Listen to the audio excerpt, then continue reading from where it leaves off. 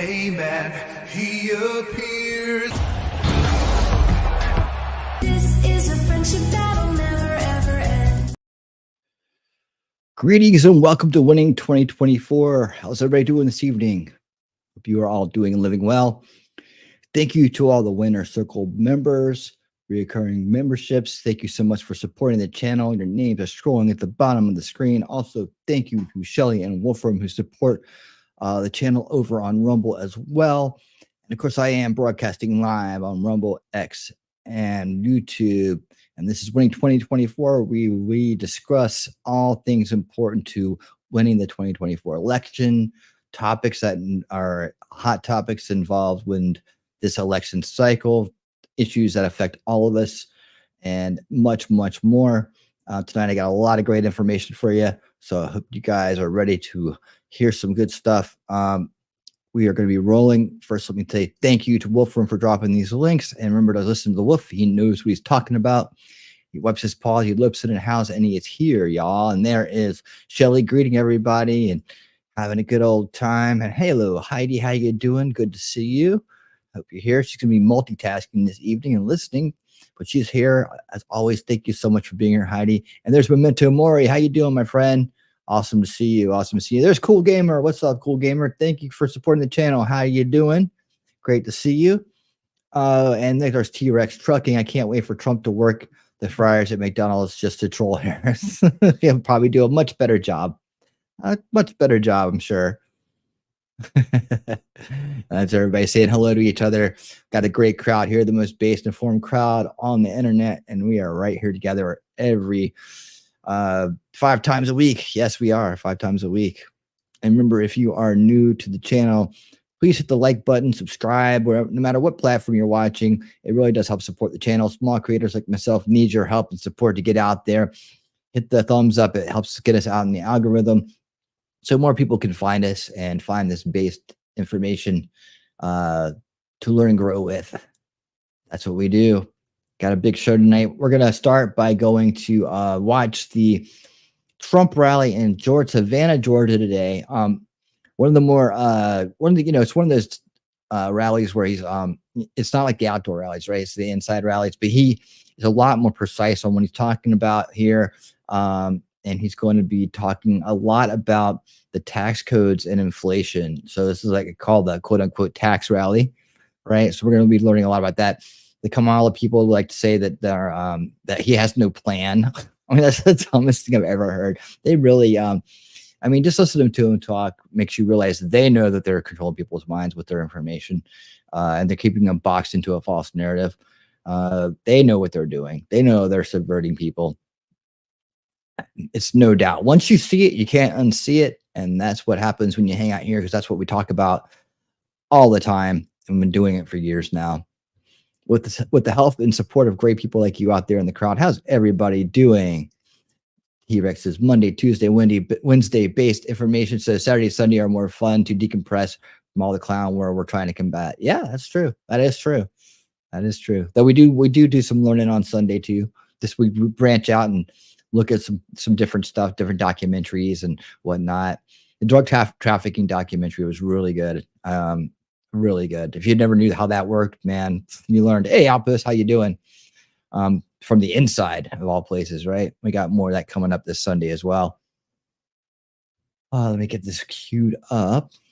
Let's see here. I'm going to jump into this a little bit early tonight, simply because it's, of course, we watch it on winning speed.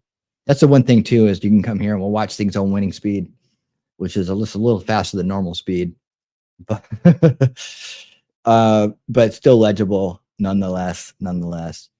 Yeah, he was here in Savannah, Georgia today. Important key state in the fight for the presidency in 2024. And we're going to be getting a good dose of that tonight, and then we'll go into all the news, all the coverage of this evening. Again, just to kind of highlight what we're going to be going through tonight. We're going to look at after we look at Trump's tax plan, we're going to look at a few clips that kind of describe how even Kamala surrogates don't have a clue what she's talking about. We're going to look at some the neocons are always out there. A lot of, I mean, I'm trying to talk more about the false left right paradigm again, because there's so many people out there that still are trapped inside of the remnants, the legacy of the false left right paradigm. I've actually made a few comments on X about that in a few posts today, that people still like. The one was we should do like a segment in the show where I'm just like go and just we'll just call it like what's on X or X the doubt. No, but like what I have in my X bag there, because I have been collecting things over there and then putting stuff out on X as well, where I'm doing some different stuff that I'm doing here on the stream platforms. I'm sorry, the stream platform, the video platforms like YouTube and Rumble. But I put out this one thing about that, saying that where they were like, we got Dick Cheney's endorsement. Look at here, I'll just pull it up. Why not? Let's just look at it real quick. Like over here. It makes me remember that I gotta refresh so I can get my link there. All right, cool. Let me just pull it up. Yeah. Go here. All right, pull this up here. There we are. Inception. Yeah, here it is. It says, the meme says, the 70s, Dick Cheney is a war criminal. 80s, Dick Cheney is a war criminal. 90s, I don't know, was he a war criminal in the 70s? 90s, Dick Cheney is a war criminal. 2000s, Dick Cheney is a war criminal. 2010, Dick Cheney is a war criminal. And 2024, Dick Cheney endorsed Kamala Harris. Eat it, Trump supporters. Now he's a good guy. That's hilarious. It's like it's part of their hypocrisy, part of their cognitive dissonance, right? And I replied with Dick Cheney endorsing Kamala Harris and the Dems being proud of it while believing it bothers the reformed RNC is hilarious and sad at the same time. The neocon rhinos were always part of the corrupt establishment, and it wasn't a surprise to those awake. They went running back to the DNC when real opposition took over the RNC. Trump shattered the false left right paradigm and their illusion of choice in 2016. However, for the establishment's mind control useful idiots, it's still alive and well in their narrow manufactured view of reality. Too bad more people don't see that. That's just the way it is. But yeah, I threw that out there today. So I'm responding to it and trying to bring that idea back up. So maybe people will, take a look at it, and say, oh, really? What is that false left right paradigm? I never heard of that. What is that? And I'm like, you know what? That is kind of weird that all those people that we used to hate are now on our side. It ain't like they changed any. They're all against Trump. What does that tell you? Real opposition. Yep, that's the way it works. That's the way it works. But for a lot of people, I guess it's hard information to kind of understand. What I did, like in my awakening process way back when, was realize that they don't fit the descriptions of what they say they are. Like when you realize that Bush, McCain, Romney, these guys aren't conservative, not by definition. They expanded government. They wanted wars. They didn't fit the mold of what the Republican was supposed to be. So I was like, there's something wrong with that. And then of course, when you hear that they're out there hanging out and lovey-dovey with their supposed enemies, the Clintons and the Obamas, it's pretty clear to realize you're being played. Of course, a lot of people just can't come to that conclusion because they formed a belief system, and it's a false belief system. So they're out there trying to defend it at all costs. I don't trust Cheney, never have. Why would you? Yeah, no sane person would. They are part of that whole neocon takeover of the right. I also saw this great thing by Eric Weinstein. Did I save that? I think I saved it somewhere. Where he's talking about an essay he wrote in 2011 about kayfabe, like talking about kayfabe, right? That's the word that they use in wrestling for wrestling reality, right? It's like the kayfabe of it. This person hates this person's a heel, this person's a face. It's a term for that. And he talked about it in one way, but I was using it at the same time to describe the false left right paradigm. So I thought that was very interesting that at the same time he was putting out an essay on that. I think he was talking about boomers coming around to something or another. But I thought it was very interesting that I heard that again. So I left him a little note and I followed his X channel. We'll see if he responds. That dude actually is kind of interesting, man. I've been watching some Chris Williamson interviews with him. I do have a little bit of that, but I might save that for the Thursday show. I got a lot of content for tonight. I want to make sure I get, kind of keep it within a certain reasonable time frame this evening. So, but I'm going to go through what I think is important for us to know at the top of the week, and then we'll towards the end of the week, what else is new, whatever else is new, and then of course the rest of the other content I've collected from the week.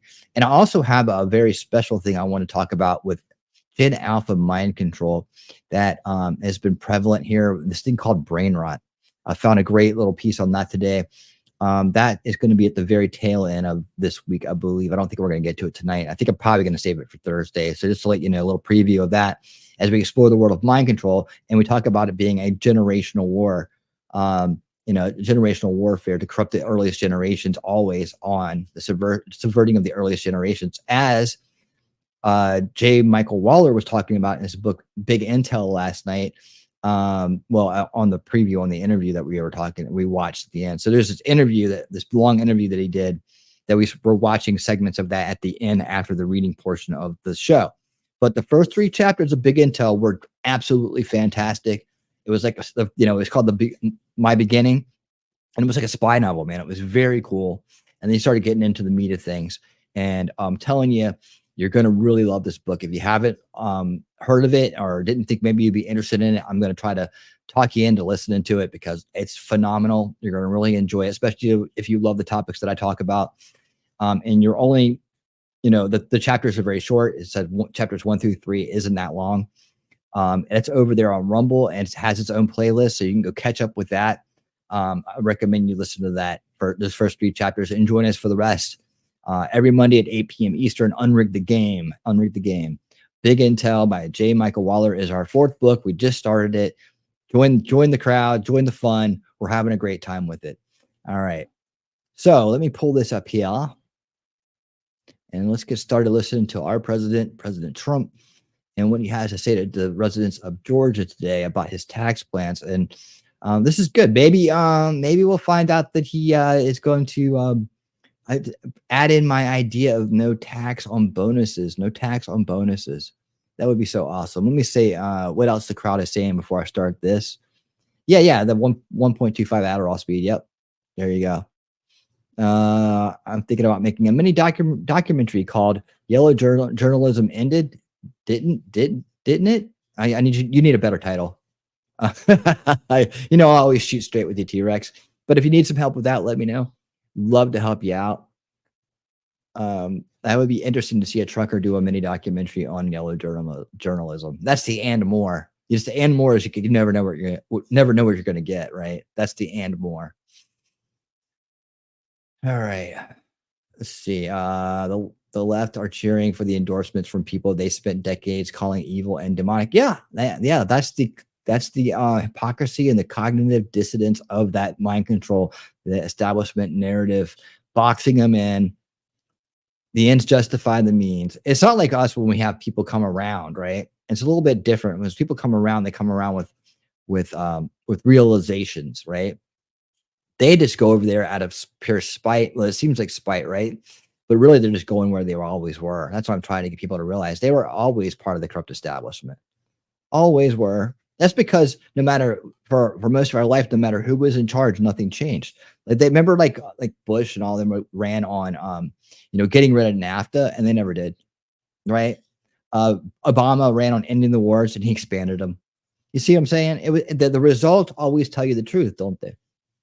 So, at the end, it was just a bunch of nothingness, and the agenda got pushed forward. And the way that it worked was one side pushed one agenda forward, one side of the agenda forward, the other side pushed the other side of the agenda forward, and neither got in each other's way, even though they played like they were against each other.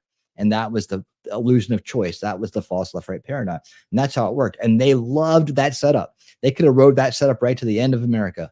Thank God for people like Ron Paul for calling it out early on, and for Donald Trump for getting the job done and kicking down that door in the GOP and running all the roaches and the rats out. We still got a few we have to get rid of.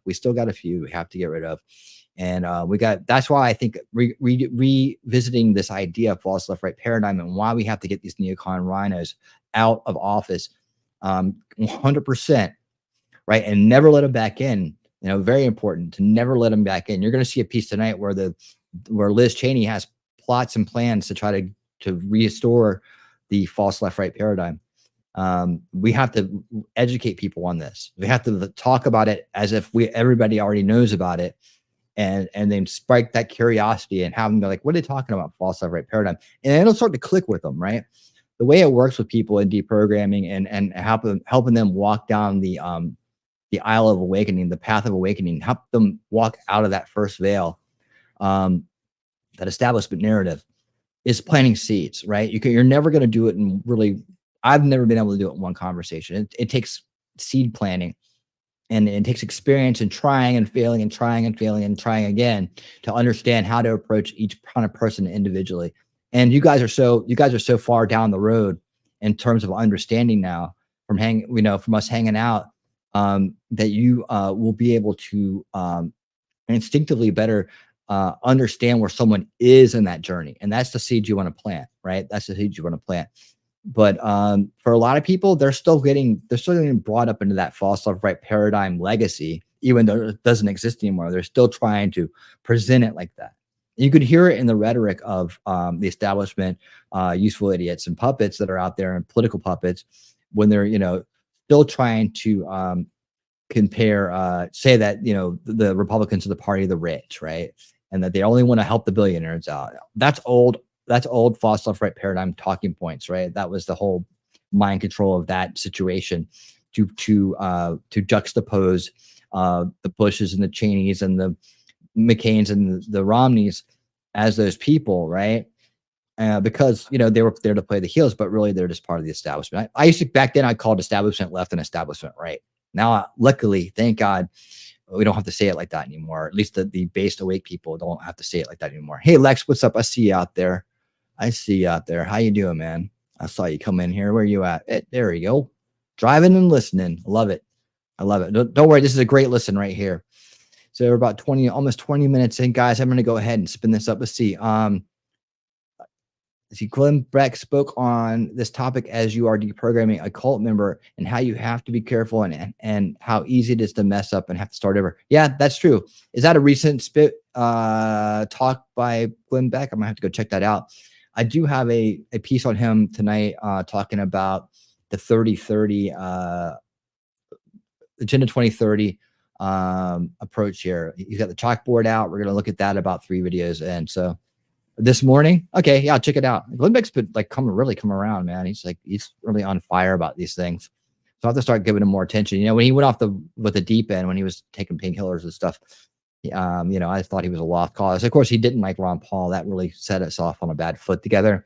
But I'm listening, and he's actually making a lot more sense than other people that I was listening to and would say that they were more right than him back then, right? But let's get this started, guys. You ready to go? Let me make sure I have this up. We'll do the volume check as we get started, and make sure we got this on winning speed. All right. If it gets to be too much, let me know too. I'm always willing to adjust, guys. All right.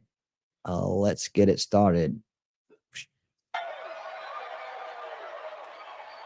It's great to be back in this beautiful state with thousands of proud, hardworking American patriots. That's what you are, American patriots. Thank you, Kay. And think of this, 42 days from now, we are going to win the state of Georgia. We are going to defeat Comrade Kamala Harris. And we are going to make America great again.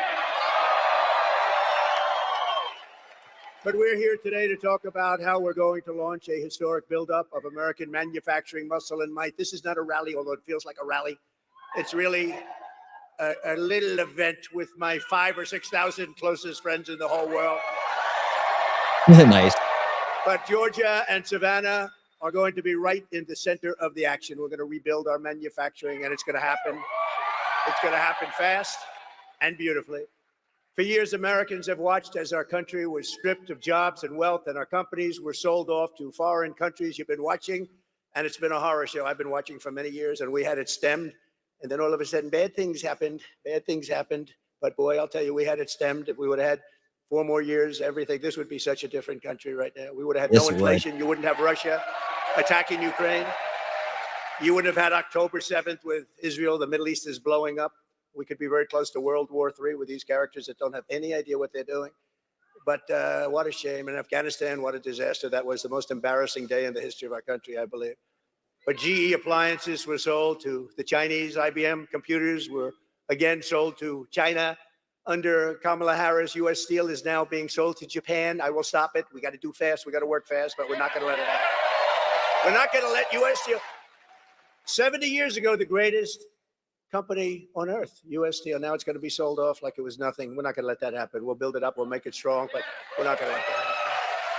But with the vision I'm outlining today, not only will we stop our businesses from leaving for foreign lands, but under my leadership, we're going to take other countries' jobs. Did you ever hear that expression before? Have you ever heard that we're going to take other countries' jobs? It's never been stated before. We're going to take their factories, and we had it really rocking 4 years ago. We're going to bring thousands and thousands of businesses and trillions of dollars in wealth back to the good old USA. That's what we're going to be doing it, and doing it fast. And under my plan, American workers will no longer be worried about losing your jobs to foreign nations. Instead, foreign nations will be worried about losing their jobs to America. Going to bring them back. And it won't even be difficult. Your only worry will be deciding which job to take. There will be plenty of them. That will be your biggest problem. Darling, which company should I go with? We're going to bring them back, and we're going to bring them back at levels not to be believed, but you'll believe it. In about 2 years from now, you're going to say, wow, that happened fast. You're going to have so many companies wanting to come in because this is where the money is. Yes. It won't be if we keep running it like we have for the last 4 years. No. But this is what they want. This is what they want. And you'll hear the plan. I want German car companies to become American car companies. I want them to build their plants here. I want to beat China in electronics production, and we'll be able to do that easily. We have the greatest genius, the greatest minds here, and then we end up building them in different places. A lot of that's really stupid tax policy. I want GE, IBM, and every other manufacturer that left us to be filled with regret and come sprinting back to our shores, and they will. Indeed. So as your president, here is the deal that I will be offering to every major company and manufacturer on earth. I will give you the lowest taxes, the lowest energy costs, the lowest regulatory burden, and free access to the best and biggest market on the planet, but only if you make your product here in America. It all goes away if you don't make your product here, and hire American workers for the job. American workers. Yes. If you don't make your product here, then you will have to pay a tariff, a very substantial tariff, when you send your product into the United States. And by the way, you know, for years they knocked the word tariff, properly used, is a beautiful word. One of the most beautiful words I've ever heard. It's music to my ears. A lot of bad people didn't like that word, but now they're finding out I was right. And we will take in hundreds of billions of dollars into our treasury and use that money to benefit the American citizens. And it will not cause inflation, by the way. And, you know, I took in from China hundreds of billions of dollars in taxes and tariffs, and I had no inflation. We didn't have any inflation, 1.2%.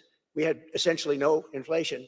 Now, you've had, over the last 4 years, you've had the highest inflation, I think, in the history of our country. Somebody said, no, sir, it's only 58 years. Well, that's pretty bad, too. I think it's really in the history of our country. This is the policy that built America, and this is the policy that is going to save America. It's going to save us, because we have gone so far down in so many different ways. Not to mention the border, not to mention 21 million people pouring in from places unknown, totally unvetted.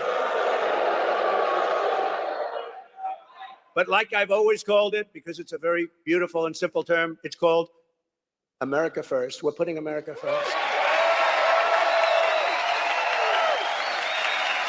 This new American industrialism will create millions and millions of jobs, massively raise wages for American workers, and make the United States into a manufacturing powerhouse like it used to be many years ago. We will be able to build ships again. We will be able to build airplanes at a much higher level again. We will become the world leader in robotics and every other field. The U.S. auto industry, which has been decimated over many, many decades, will once again be the envy of the planet. We're not going to accept all of these cars. They come in from every country, and it knocks out. You know, I was up in Michigan. We're doing very well in Michigan. By the way, we're doing very well in Georgia. We're leading by quite a bit. Yeah. Woo. Let's go. But pretend you're 1 point down, please, and go and vote. Okay, don't Just go vote. You got to vote. We got to win this. If we don't win this election, our country is gone. I really believe it. To the auto workers in Michigan, Georgia, and all other parts of our country, I am pinpointing you for greatness. Your industry has been decimated by many decades of incompetent leadership, both political and at your company level. You had presidents of your company that sold out our country. They didn't know what they were doing. They were horrible. And you had politicians that were grossly incompetent to let that happen. Your auto industry has been decimated. And again, with the electric car, it's all going to be made in China. The head of the United Auto Workers ought to be ashamed of himself for what he's done. But we're going to turn it around, and we're going to turn it around fast. China is right now building major auto plants in Mexico. Did you know that? They were going to start with me. I said, no, if you do them, I'm putting a 200% tariff on every car. The cars And they China decided made. we'll pass. Then they said, wow, I don't want now a we Chinese can car. build Trump. We won't have to worry about him anymore. Japanese, Oh, here I that's the am. way. Here I am. Here I am. We're leading in the polls. We're leading by a lot. We're leading by a lot. They said, oh, we don't have to worry about him. No, they have to worry about me. That's why they don't like me. You know, they used to like Obama. They used to like, they like Biden. You know why? Because they got away with murder. That's why they like Biden. They Yep. love Biden. Why would you That's like right. Biden except that you took advantage of him? They took advantage of him. And they think they're going to sell their cars into the United States and destroy Michigan and South Carolina and North Carolina and Georgia and all of the places that make autos. Not going to happen. We will put a 100% tariff on every single car coming across the Mexican border and tell them the only way they'll get rid of that tariff is if they want to build a plant right here in the United States with you people operating that plant. We want American citizens and we want their plants built here, not 2 feet over the border and selling them into our country. We're not doing that. Right. We don't do that anymore. Yeah. Enough of that globalism. A friend of mine shit. does auto plants. He builds auto plants. That's what he's great at. He's great, the biggest in the world. And I said, I want to see a plant. Pretty recently ago, I want to see a plant. Where would we go? I said, would we go to Detroit? Someplace in Michigan, ideally. He says, no, you can't go there, sir. We'll have to go to Mexico. The big ones are being built in Mexico. I said, why is that? He said, well, they have a lot of tax reasons, and China's coming in big, and they think they're going to make their car and sell it in tax-free. What car into does the United China States. make? But the big ones, if you You know want what to see car a really China big makes, tell me. modern plant, come with me to Mexico. I said, I'm not interested in going to Mexico. I want those plants built here. And that'll happen. In fact, when they learn about the 100 or 200% tariff, you know, they'll probably say, yeah, let's stop construction immediately. You'll see a big difference. I will bring automobile manufacturing back to the highest level in the history of our country. You know, it used to be we were the only Hey, place. Adam, what's up? And then This it is a just got rewatch. chipped away, mostly by China and Japan. And all of a sudden, we were down more than Yeah, slightly sped 55% up. from where we were years ago. But it'll be like it was 50 years ago. And these 125 jobs will come speed. roaring back. And we're going to be making autos at a level that you've never seen before. We'll be making cars bigger, better, more beautiful, stronger, and faster than ever before. Billions of people around the globe will soon be buying products proudly stamped, made in the USA. Nice to meet you, Adam. We have news and other Or stuff if coming you up after this. prefer, if you have to do it, made in Georgia. You can do that. And they'll be exported through the Right. port of Savannah. We had a little bit to do with that deeper port. Under my leadership, we helped deep in the port. You know that. We helped deep in the port once, and now I understand they want to do it again. And we will get in, and we will get that done very quickly. We'll work with your governor, and we're going to get that done very quickly. This will be a major undertaking involving the Army Corps of Engineers and transportation officials throughout your state. It's going to happen fast. This will happen so fast. You're going to say, gee, I thought he just said we're going to do it. You know, we have a strength over environmental impact statements. Sometimes they'll delay a project for 20 years, 25 years. With me, I think if it takes more than a month to get an approval, my people are not doing a very good job. All right, we'll get it done very quickly. With a world-class port and a world-class workforce, this city will soon become one of the premier export hubs anywhere on earth, tripling and quadrupling traffic as your power will lead an American manufacturing boom. We're going to have a manufacturing boom, and a lot of it's just taxation policy, tariff policy. They're going to come roaring back. When they have to pay tariffs to come in, but they have incentive to build here, they're going to come roaring back. It's not muscle. It's all right there. That's a muscle too, they say. By contrast, listen to the deal, Kamala Harris. Have you heard of her? You know, I had the first debate, and after that, Biden was down 21 points. And they went to him and they said, you're going to lose, you can't win, you're out. This is a coup, by the way. This guy had 14 million votes. We're going to put in somebody else. The last person was going to be Kamala Harris, but then they decided to be politically correct, and she got the job. She was the last one. There were 14 people mentioned. She was number 15, and she got the job. And if you saw her with Oprah the other day, or if you saw some of these interviews, there's something going on up there. We just had 4 years of that. We can't have another 4 years. Not going to happen. But she is offering to companies to entice them to keep jobs in America instead of shipping jobs overseas. First, she wants to listen to this. She's called the tax queen. They love her in other countries because she forces everybody out of our country into their hands. The tax queen is demanding a 33% tax hike on all domestic production. Now, you know, you can hate companies and all that, but they fuel growth and they fuel jobs, they fuel everything. You tell these companies, they don't care. They just assume be in Europe. They just assume they don't care. They want to go best price, it's called, best deal.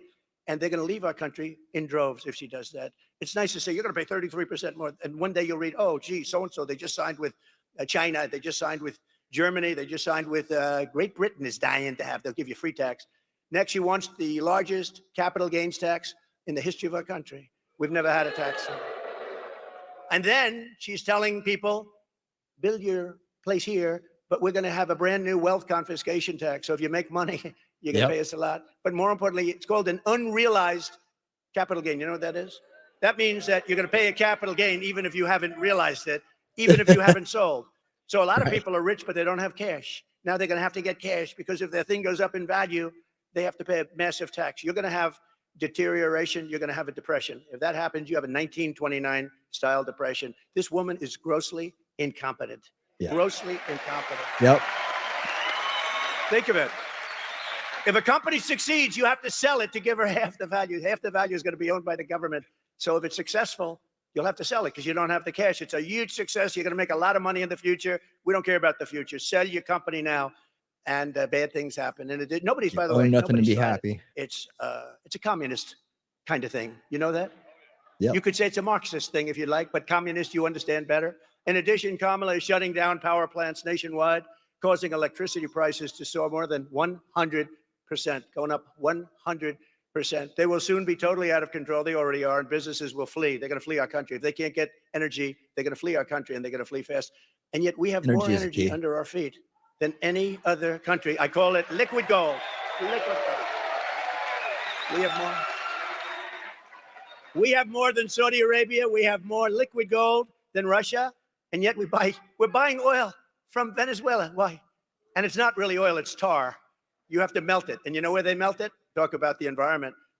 There's only one plant in the world that can take care of it because it's really not good. It's the worst.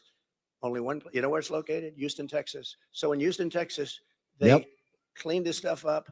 And you know where the stuff goes? Right up there. So if you're a big believer in the environment, this is not good. But we have the best oil on earth, and we have the most oil. Clean, beautiful stuff. And we have the most. And we're going to use it. As I say, drill, baby, drill. That's what we're going to be doing. Drill, baby, drill. And very importantly, she will close down all fracking and all fossil fuel development, which will bring our country into third world status. She's going to close down all fossil fuels. Germany tried it, but then they replaced Angela with somebody else. And that somebody else is now building a coal plant every single week in Germany. Germany was going to destroy themselves. I will say that. They were going to be out of business. They were having problems like nobody could believe. And that's how Kamala treats the American manufacturers. They can all leave whatever's left of them. And it's not that much. They've gotten rid of so much. But if instead you ship production overseas, then she will give you a tax break. So if you build your product, make your product overseas, she's offering a tax break to make it overseas. Now you wonder why Biden has made so much money from all these countries. I mean, personally made and through the family. Think of that. You get an incentive to build your product outside of the United States. I mean, you don't have to be too good at business to know that's not going to work. It's honestly, it'll destroy our country. And you know, one of the other things, even whatever she's going to do, she wants to do it. She's going to, she's going to the border very soon. She hasn't been there for 4 years. The border czar. I'm not the border czar. Oh, for years she was the border czar. Right now she's saying because it's the worst border in history, but she's going to the border. It's very interesting. But you know what I ask? Well, even her policies now, they're crazy. They're crazy. They'll destroy country. But why didn't they do it 3.5 years ago? Now she's saying, we're going to do this. We're going to do that. Whether she's right or wrong. So she had 3.5 years to do it. She didn't do anything. Our country has really gone back to levels. The only employment was all the bounce back jobs that we created. Millions and millions bounce back right after the pandemic. Any pandemic anywhere, you have bounce backs. And they had a bounce back. But you know, out of all the jobs that were created, most of those jobs went to illegal migrants. You know that. It didn't go to Americans. And what's happening with the people pouring into our country is they are killing the jobs of the Black population and the Hispanic population. They're taking their jobs. So if you're Black or Hispanic, thank you very much. Vote for Trump. You'll be in good shape. It's crazy. Those people are coming in and they're taking the jobs of the Black population and the Hispanic. And it makes sense. I mean, why not? And did you see Black unemployment rose incredibly in the last 3 months? A lot of people say, why is that? Why is that? They can't. I'll tell you why, because people are coming in and taking their jobs. That's the way it is. And it's no wonder that under Kamala Harris, we lost 24,000 manufacturing jobs last month. 24,000. We're going to turn that around so fast. We had created 650,000 manufacturing jobs before we even got ready to do it. And now we're ready. We're ready to do it. And the country's ready to do it. We need it. We have to have it. We need a renaissance. It's going to be a renaissance. But this horrific nightmare for American workers ends the day I take the oath of office, January 20th. Let's go. Let's do it.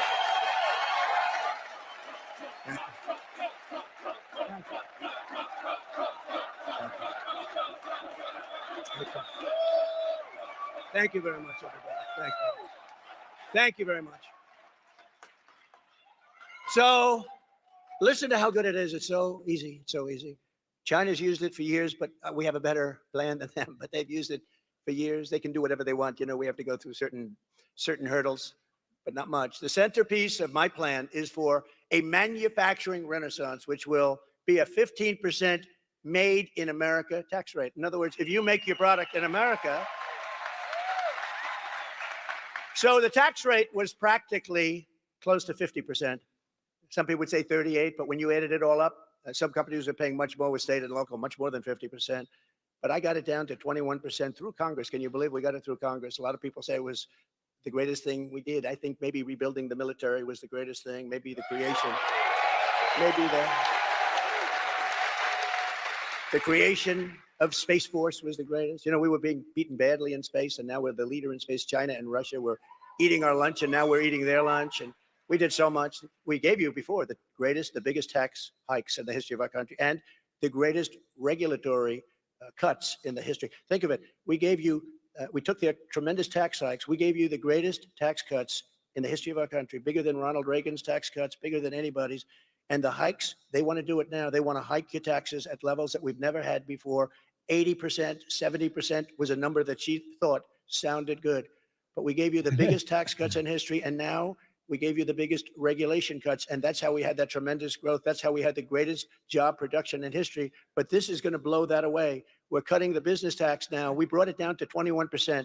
So you could say it was over 50, but you could also say it was 39%. We got it down to 21%. Some of you great Congress people are here, and they are very, very instrumental in having done that. But now we're cutting the business tax from 21% to 15%, which makes us the most competitive tax anywhere on the planet, but only for those who make their product in the USA. See, that's an incentive. It is. Let's go. So we already cut it to 21%, and it was the 21%, that big cut. It was the 21 plus the regulatory cuts that gave us the greatest economy in our history. It was the greatest economy in the history of our country. And now what we're doing is taking it one step further, and a bigger step, actually. We're bringing it down to 15. Now we're the most competitive in the world. At 21, we were pretty good. At 15, we're the most competitive. People are going to be pouring in. Companies are going to be pouring in. And we're going to continue with the regulatory cuts. And that'll be at a level, you know, we already beat every record for regulatory cuts. The problem is that Biden and Harris have put many of those regulatory cuts back in the books. And they didn't do anything. They were old, stayed. All they did was stop business. But we have US-based manufacturers will also be rewarded with expanded research and development tax credits. You'll be able to write off 100% of the cost of heavy machinery and other equipment in the first year. And full expensing for new manufacturing investments. So you're going to get full expensing. In other words, you have a 1 year write-off. You buy something, you have a 1 year write-off, which gives you, I did that 1 year. We had a 5 year deal. During the period, you had a 1 year, you had a write-off. You take it off. the business boomed, and it was coming in at levels never seen before. And had we not been interrupted, and make sure there's no cheating in this election, please. What a different world we were. We need your help with that. But it all helped to build the sprawling state-of-the-art plants our country needs to be an industrial superpower in the modern world. We're going to have companies pouring into our country under this plan. And under my plan, we will cut energy and electricity prices in half within 12 months. And that means for your homes, too. We will commit, because of the fact that we're lucky. You know, China does not have this. Can you imagine? They want to go to electric cars, our people. But we don't have the product for electric cars. We have the product for gasoline-powered cars under our feet. And hybrids. And we want to have electric cars. Hey, Elon Musk is great, right? He makes an excellent car, an electric car.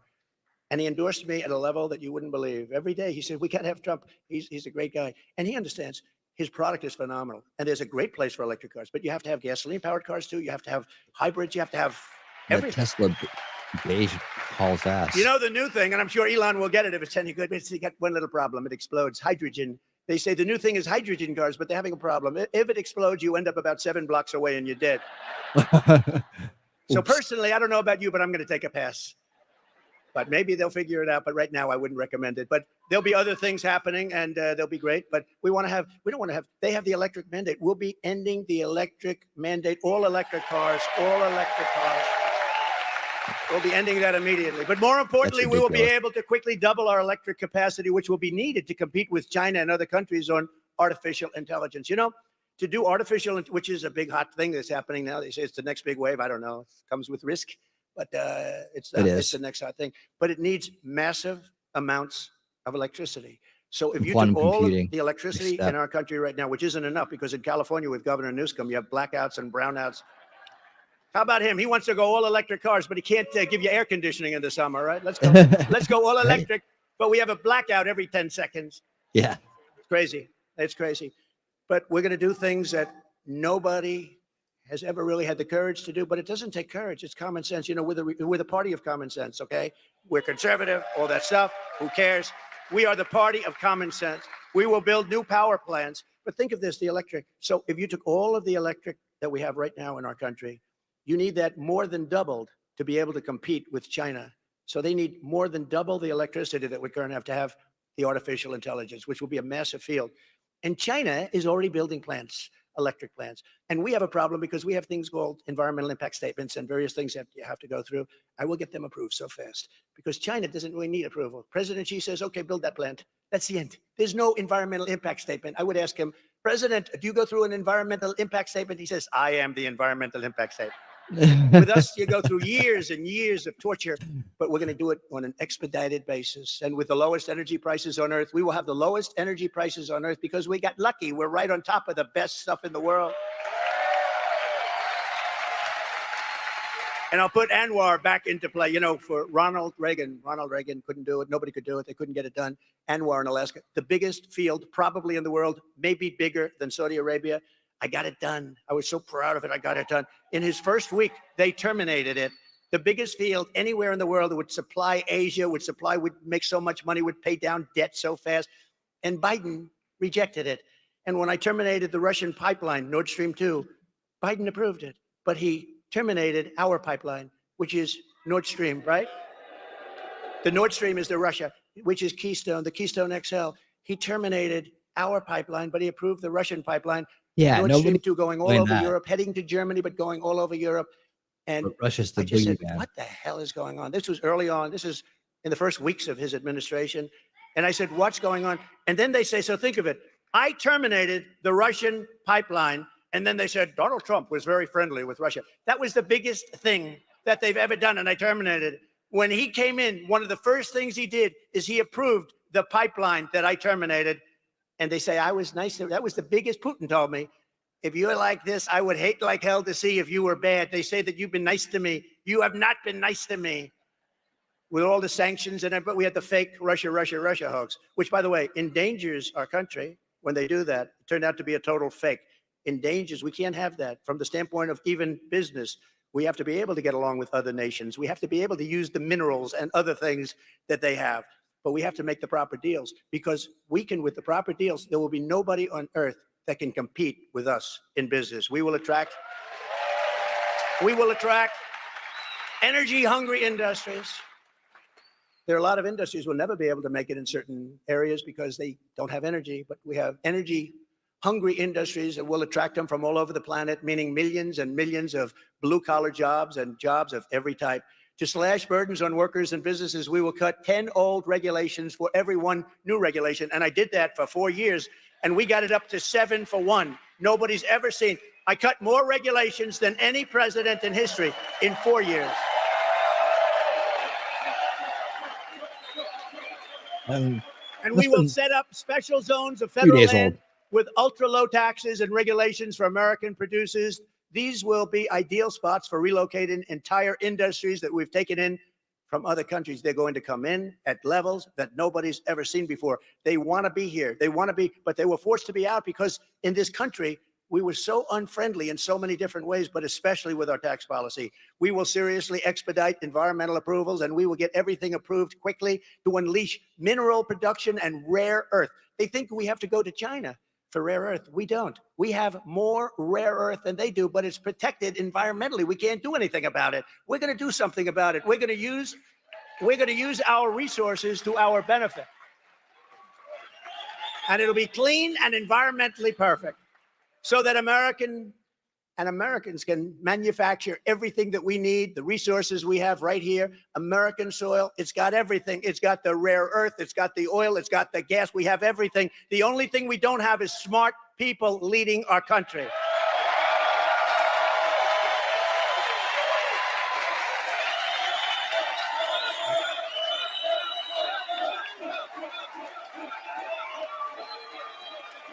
Thank you very much. We're sitting on trillions and trillions of dollars under our feet, and let's use that to make America rich again. Is that okay? We'll pay off the debt. We'll reduce your taxes. It'll be a beautiful thing. You'll never have it. It'll be a renaissance. It'll be a golden period. It'll be a beautiful period. Finally, to exploit these pro-manufacturing policies, their full potential is going to happen. It's going to happen very quickly. I will appoint a manufacturing ambassador whose sole task, and it'll be a great one, will be to go around the world and convince major manufacturers to pack up and move back to America where they want to be. They want to be.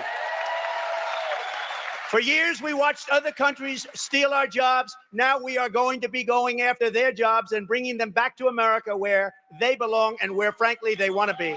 They want to be.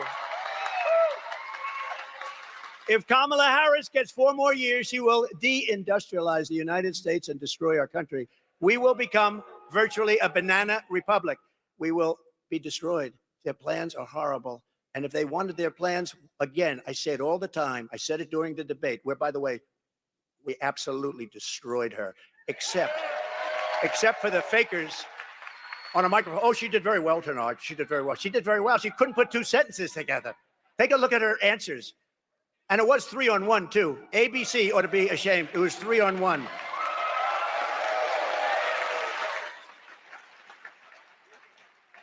And actually, it's also interesting because after that horrible situation, because it's the fake news all over again. Fake news, you got a lot of them back here, by the way.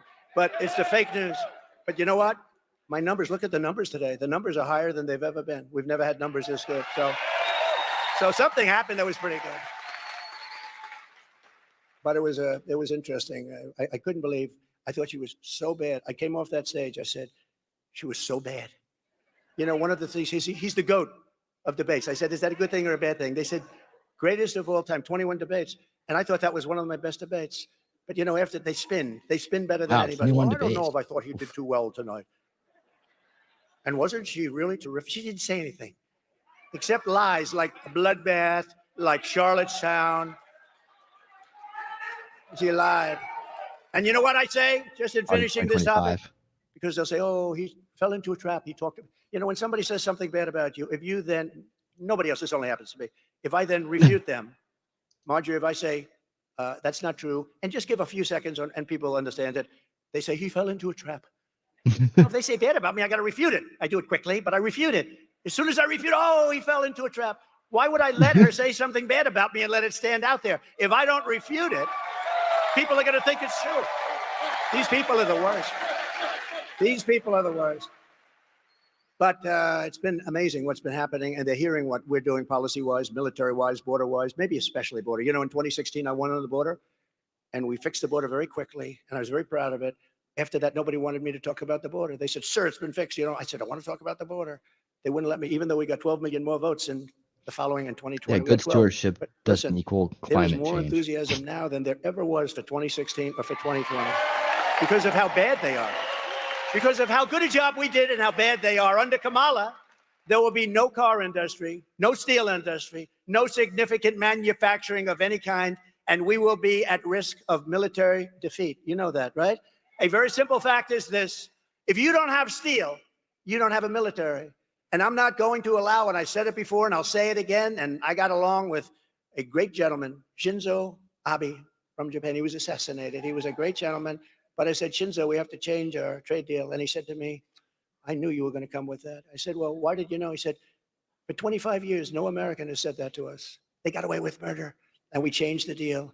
And the deal we now have is really good. But the deal we're going to have is going to be beyond belief with every, not just with Japan, with every company and every, frankly, with their companies and with their nations. I'm not going to allow Japan to buy U.S. steel. I'm not going to let it happen. 70 years ago, again, the greatest company on earth. Vote for Trump and you will see a mass exodus of manufacturing from China to Pennsylvania, from Korea to North Carolina, from Germany to right here in Georgia. They're going to come to Georgia from Germany and lots of other places.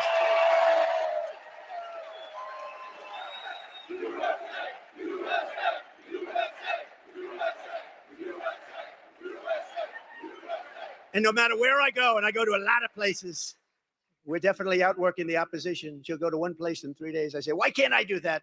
Yesterday I was in Pennsylvania. I made 5 stops, 3 speeches. People say, how do you do it, sir? Then I said, where am I going tomorrow, sir? You're going to Savannah. Oh, what time are we leaving? 8 o'clock in the morning. Oh, great. I got home. You get home at 11, 12, 1 in the morning, 2 in the morning. When am I going tomorrow? I'm going to Savannah, Georgia. Well, I love you, but I wouldn't mind leaving at 11 or 12 or 1. I'd be just as happy to be on. Sir, we're leaving. Sir, we're leaving at 9 o'clock. We're leaving at 8 o'clock. But it's okay. It's okay. It's worth it. But look, the way I look at it, we have no choice. If we don't win this election, we don't have a country anymore. So we're going to work our asses off. We're going to work our asses off. We will bring back the American dream bigger, better, and stronger than ever before. It's going to happen. We're pleased to be joined today by former Senator David Perdue, who is really working hard on the campaign. David, where is David? Where is he? See, he's such a nice guy. He didn't even want to stand up. He just wants to get the job done. That's what you do. You're a great guy, David. I appreciate it. Everyone's telling me you're working so hard. I said, where's David? He's working. And he's working on the campaign. He wants to get it done. We have another great gentleman, a really fine guy, a fantastic political person, Lieutenant Governor Burt Jones. Burt, stand up, Burt. And his incredible father is here. Good genetics in that family. Thank you very much. Great honor to have you. Representatives, and these are warriors, Buddy Carter. Buddy, warrior. Great guy. And a very shy, quiet person, doesn't like mixing it up too much. But she is really highly respected in Washington, and she's fantastic. Marjorie Taylor Greene.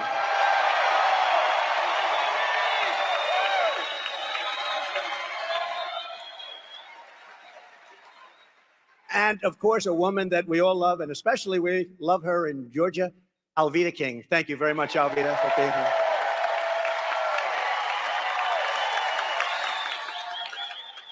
And I also want to thank Governor Kemp. He's been fantastic. He really has been fantastic, and we're going to get this done. But I want to thank Governor Kemp for his support, great support. Starting on day 1, I will seal the border and stop the migrant invasion of our country. After almost 4 years, border czar Kamala Harris has decided for political reasons that it's time for her to go to the border. Finally, she's gone to the border 4 years. What a disgrace that is, that she waited so long, allowing millions and millions of people to enter our country from prisons and jails, mental institutions and insane asylums, and criminal cells all over the world, not just from South America, but many of them are terrorists, and they are coming from Africa. They're coming from the Congo, large numbers from the Congo. They're coming from the Middle East. They're coming from Asia.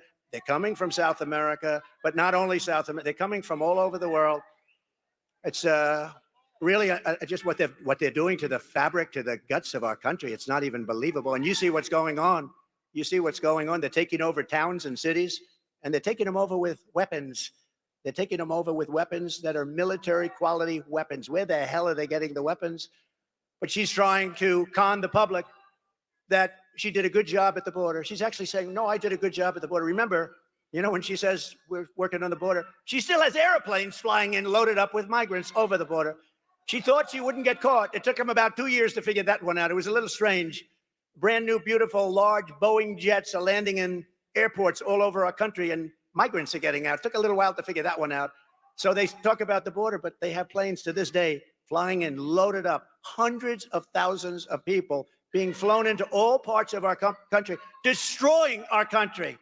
And she's destroyed the very fabric of our nation, allowing 21 million people to come in at least into our country.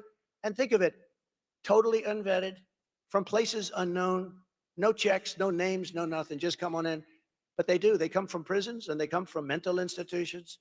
It's a terrible thing. And many, many terrorists at levels that nobody's ever seen before. You know, during my 4 years, I saw the other day, they had 1 year where they had zero.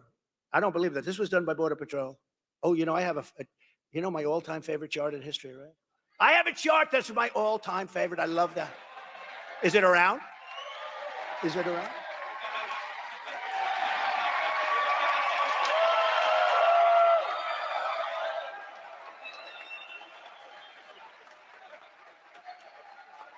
I love that chart.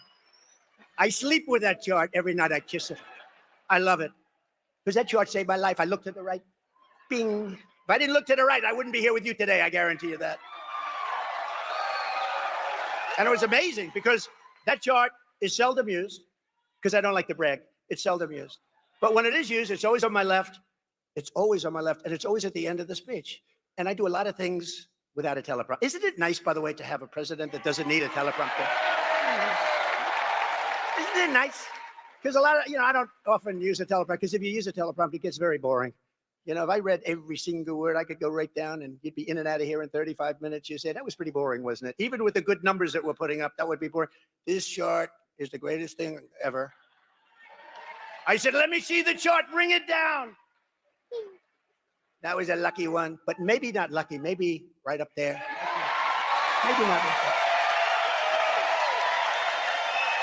Maybe, I think. Larger than an eye. My two sons are great shooters, Mimsy. and they said, Dad, from 130 yards, a bad shooter couldn't miss with that gun, AR-15.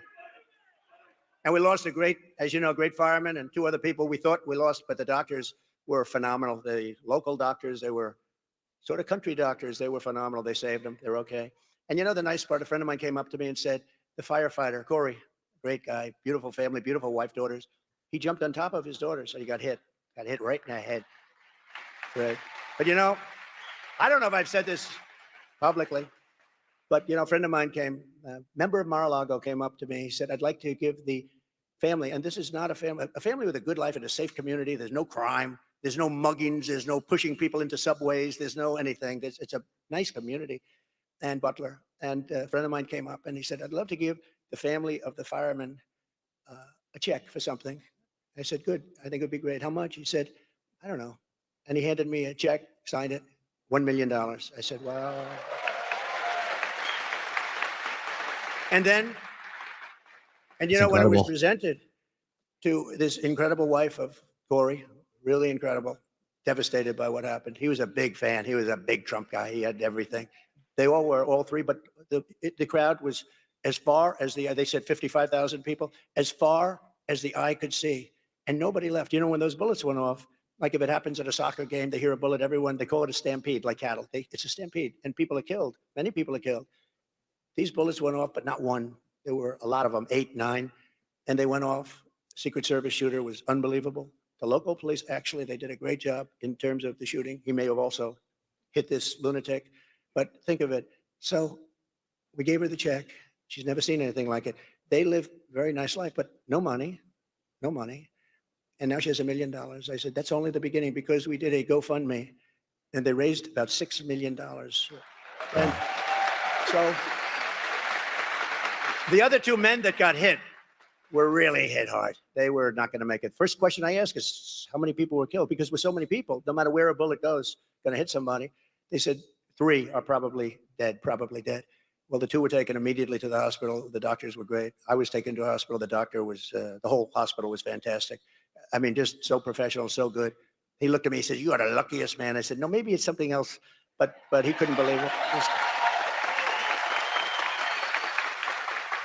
The doctor said, "You know, sir, this would be a good day for you to go to the lottery and buy a nice ticket." Is what happened here. I've never said anything like that. He would win. But, you know, look, some very good things happen. You know, the nicest thing when people say it was God and God came down and he saved you because he wants you to bring America back. So many people say that.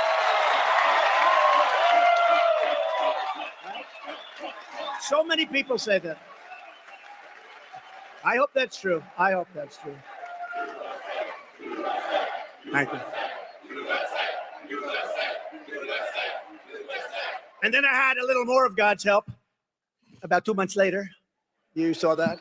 Where a brilliant Secret Service agent, that's all you can say. You know, a lot of people, when they walk down grass, beautiful flowers, very thick shrubs, everything beautiful, they could say, "Oh, what beautiful, oh, isn't this guy?" He wasn't looking at this guy. This guy was no games, and he was walking down the middle of that fairway, and he's looking over. And what does he see? He sees a rifle, just a small part of a very big weapon. And he sees a small part of a rifle, the barrel, coming out of very heavy shrubbery. Who's going to see that? Not a lot of people. And he didn't say, "Who's over there, please? May we talk?" No, he took his gun and he started shooting him. And the guy dropped his. So think of that. That's, you know, that's, nothing's in the category where I have to turn to right. You have about an eighth of a second where you're safe. But I'm telling you, that's, God was watching there too.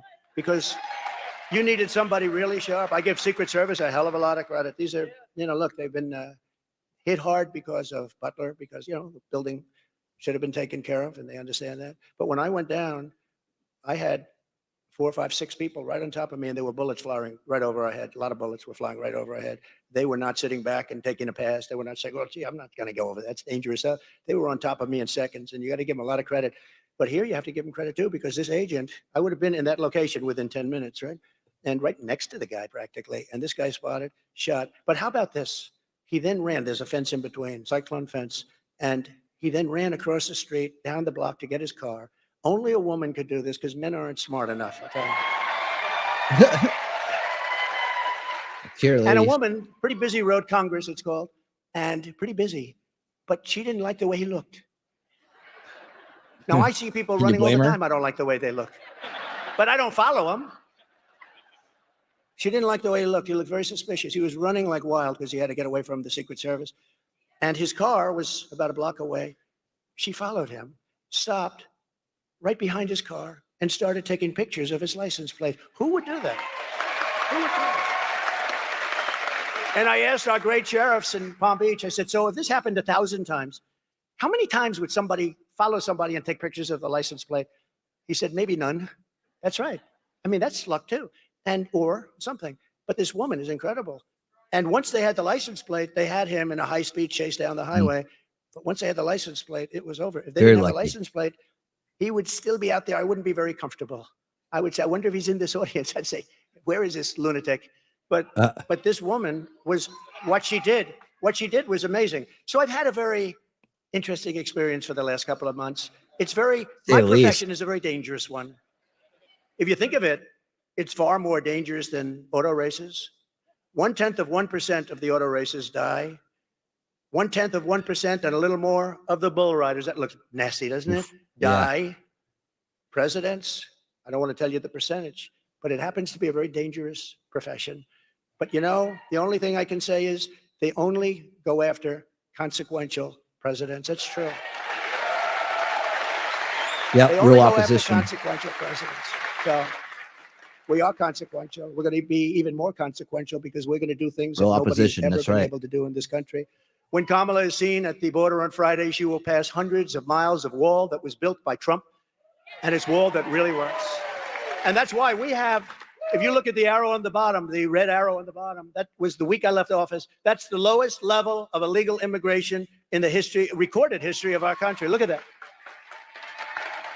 Oh, every time I love it, I just go this. I love it. But that's the lowest level of illegal immigration. And that includes drugs and it includes lots of other things. You know, drugs are now coming through our border at about 10 times. We talk about the illegal migrants, but the drugs are pouring through. Fentanyl is pouring through. I had it down to the lowest level. And I had to deal with President Xi in China that he was giving the death penalty. He was going to give the death penalty that to anybody, because that's their penalty over there. That's why they have no drug problem. They have the death penalty for drug dealers. He was going to put this category. Those that make fentanyl and ship it to the United States was going to get the death penalty. And remember that. You guys remember that? If you don't do that, we're not going to do trading with China. We're going to go cold turkey. We're not trading, and we're going to put tariffs on anything that gets through, big ones.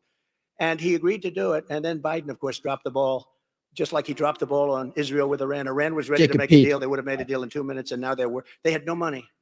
They had no money. How you doing, dude? Now they have $300 billion. They made it all in 3.5 years. What a shame. What opportunity has been wasted. When Kamala speaks, be advised, and we have to tell this woman has allowed record numbers of people into our country. They're from all over the world. They're now creating criminal havoc throughout the country. Aurora, Colorado, you saw that, where Venezuelan gangs are taking over real estate. They become real estate developers. Got some updates on that. So they're taking over real estate. And they have weapons that even our military hasn't seen. Who's giving them these weapons? American gangsters. But Aurora is a mess. The governor's a mess. You know, the governor is a Democrat, and he's a radical left Democrat, and he's not too popular right now because they're going to take over a lot more than Aurora. They're going to go through Colorado, take over the whole damn state by the time they finish. Unless I become president, they won't last long. Yes, and that's what we need. In Springfield, Ohio. Yeah. So you have a town of 50,000 people. They have 32,000 migrants put into the town almost overnight. And the people are so nice. You know, they want to be nice. They say, well, the mayor is actually looking for interpreters. He's looking all over for interpreters because they can't understand. The language is totally different. What the hell? I'm sorry. You have to move the people back to the country from which they came. You have to. You have to. Yeah, and you have to make sure that they can't come back. Every state is a border state now. When she speaks, I hope everybody remembers that she has caused our cities, our towns, and our country itself tremendous damage. Our country is dying. Our country is dying. Fast and furious. We're taking all the criminals from all over the world. You know, the crime rates for countries all over the world is way down because they've taken the citizens of their countries have demanded it. They're taking the criminals out and they're moving them and dumping them into the United States of America, and their crime rates are cut in half and less than that. And their jails, which were packed, in many cases are close to empty, and very soon will be totally empty because they've taken their prisoners and they've dumped them into the United States of America. We're like a dumping ground, and we're not going to allow it. We're bringing them back. We're bringing them back. Yep, 100%. We see it now. You know, this is a speech on economic development, but this is a big part of economic development. We can't have factories being built where you have criminals walking down the street with the worst weapons that you've ever seen, with machine guns and everything else. We can't have it. We have to have a safe country, because if you don't have a safe country, everything I talk about today, you can reduce very substantially. So number one, we're going to make America safe, because we have to have a safe country or nobody's going to want to come here. That's right. And with her. Yeah, we see what happens with her. She doesn't know what the word safe is. You know, she was the head of defund the police. Anybody that heads up defund the police is not qualified to be a president of the United States. Not at all. And anybody that lies, like she lies about everything. She changed 15 policies. Now, I've watched politics for a long time. I've been involved on the other side for a long time with helping people out. But I've watched for a long time, and I've seen people change 1 or 2 policies, but I've never seen people change 15 policies. She wants to confiscate your gun. Now she said, oh, I won't do that. She wants to have no fracking. She's 100 times no fracking. There will be no fracking in Pennsylvania, right? No fracking. Yeah, it's debunked. They keep saying it. They keep saying it. You know, they always go back to where they were. They always go back because that's it. She's a Marxist philosophy. Her father is a Marxist philosopher, and he taught her well. And that's what you got. And you can't have that. Our country is not ready for this, and hopefully never will be. Kamala's, remember one other thing, and I think it's terrible. She lied about McDonald's. She said, I was a worker in McDonald's. And I stood over the French fries. I'm going to a McDonald's over the next 2 weeks. And I'm going to stand over the French fries. because I want to see what her job really wasn't like, because she never. I guess. I stood over the French fries, and that was tough. It was hot outside, and it was hot over. She never worked there. It was a lie. And when I asked her at the debate, I said, I want to talk about this. ABC said, ABC, which is the worst of them all, by the way. Yeah. Did you see that David Muir's ratings are way down? I love that, because he lost his credibility. I love it. That's what happens when you go Kamala's against illegals Trump. are also crushing your wages and stealing your jobs. Last month alone, think of this. American-born workers lost 1.3 million jobs, and migrants gained 635,000 jobs. So we're putting our migrants to work at a much higher level than our own people, our own citizens. So as we create millions of new manufacturing jobs here in Georgia, nationwide, we will make sure that these jobs go to American citizens, not illegal citizens, people that came into our country illegally. Your wages will rise, your costs will fall, your job opportunities will grow, because we will conduct the largest deportation operation, sadly, in American history. We have no choice. This is not sustainable. And we got to get the criminals out first. We're going to get the criminals, the murderers, the drug dealers. We're going to get them out of here first. And we're going to work with local police. They know everything about them. They know their names. They know their serial numbers. They know everything. Our local tied. police are phenomenal. Untie the hands of them. Let them do their job. Yep, untie their hands. And starting on day one, we will end inflation and make America affordable again. We will have, ready? No tax on tips. Here we go. No tax on overtime. Yes. And for our seniors who have been devastated by this Harris-Biden inflation that was so unnecessary, caused by energy. They let energy go through the roof. It caused it. And also their spending, but I say even more by energy. We're going to have this. Do it again now that I'm thinking about it. No tax on Social Security.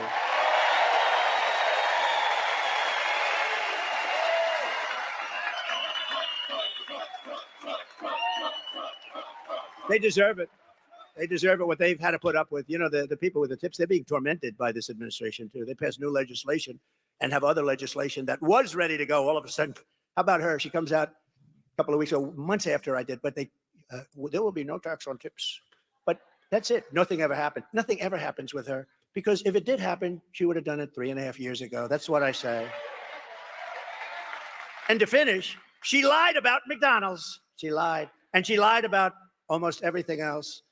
And she doesn't understand a question, and she can't give an answer. If you watch Oprah, I knew Oprah very well. She loved me before politics. She was down at Mar-a-Lago. Donald, this is the most beautiful place Oprah's I've ever evil. seen.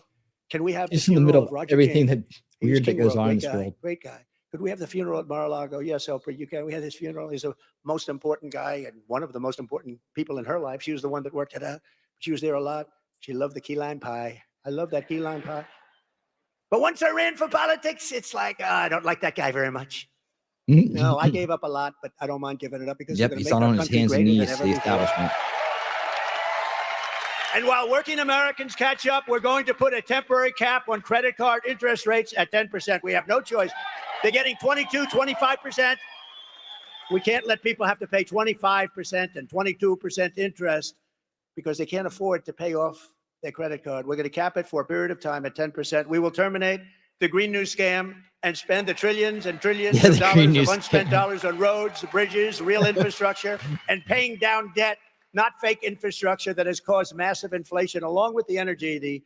That bill was just a disaster, just trillions of dollars. That's what caused all of the inflation. Those two things. I will settle the war in Ukraine, and I will end the chaos in the Middle East, and I will prevent something that nobody else will be able to do. I will prevent World War III, and you are very close to World War III. Biden and Kamala got us into this war in Ukraine, and now they can't get us out. They can't get us out. I watched him. We will win. We will. He's been saying that for 3 years.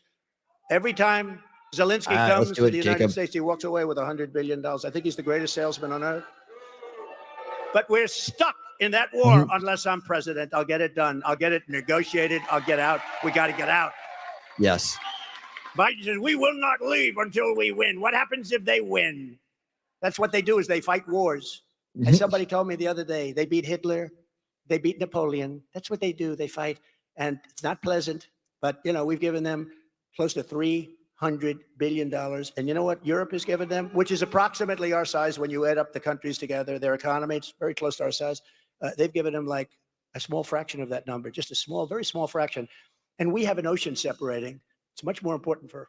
Now, why aren't they? You know why they are? Because Biden has never even asked them. I guarantee you. Do you think Biden lies awake at night thinking how No. we're going to get Europe to pay. No, he goes to sleep. Here's a Nope, guy and can dreams sleep of on the sniffing beach. kids' How do you hair sleep on the beach when you have and cameras other on? things. I will never sleep on the beach in front of live television, I promise. No, the other day he was out cold. I That's a said, is he promise. sleeping? I don't know. I don't know. Maybe it's a great thing. If you're able to sleep with live television going, somebody told him he looks great in a bathing suit. You know, when you're 82, it's never too pretty.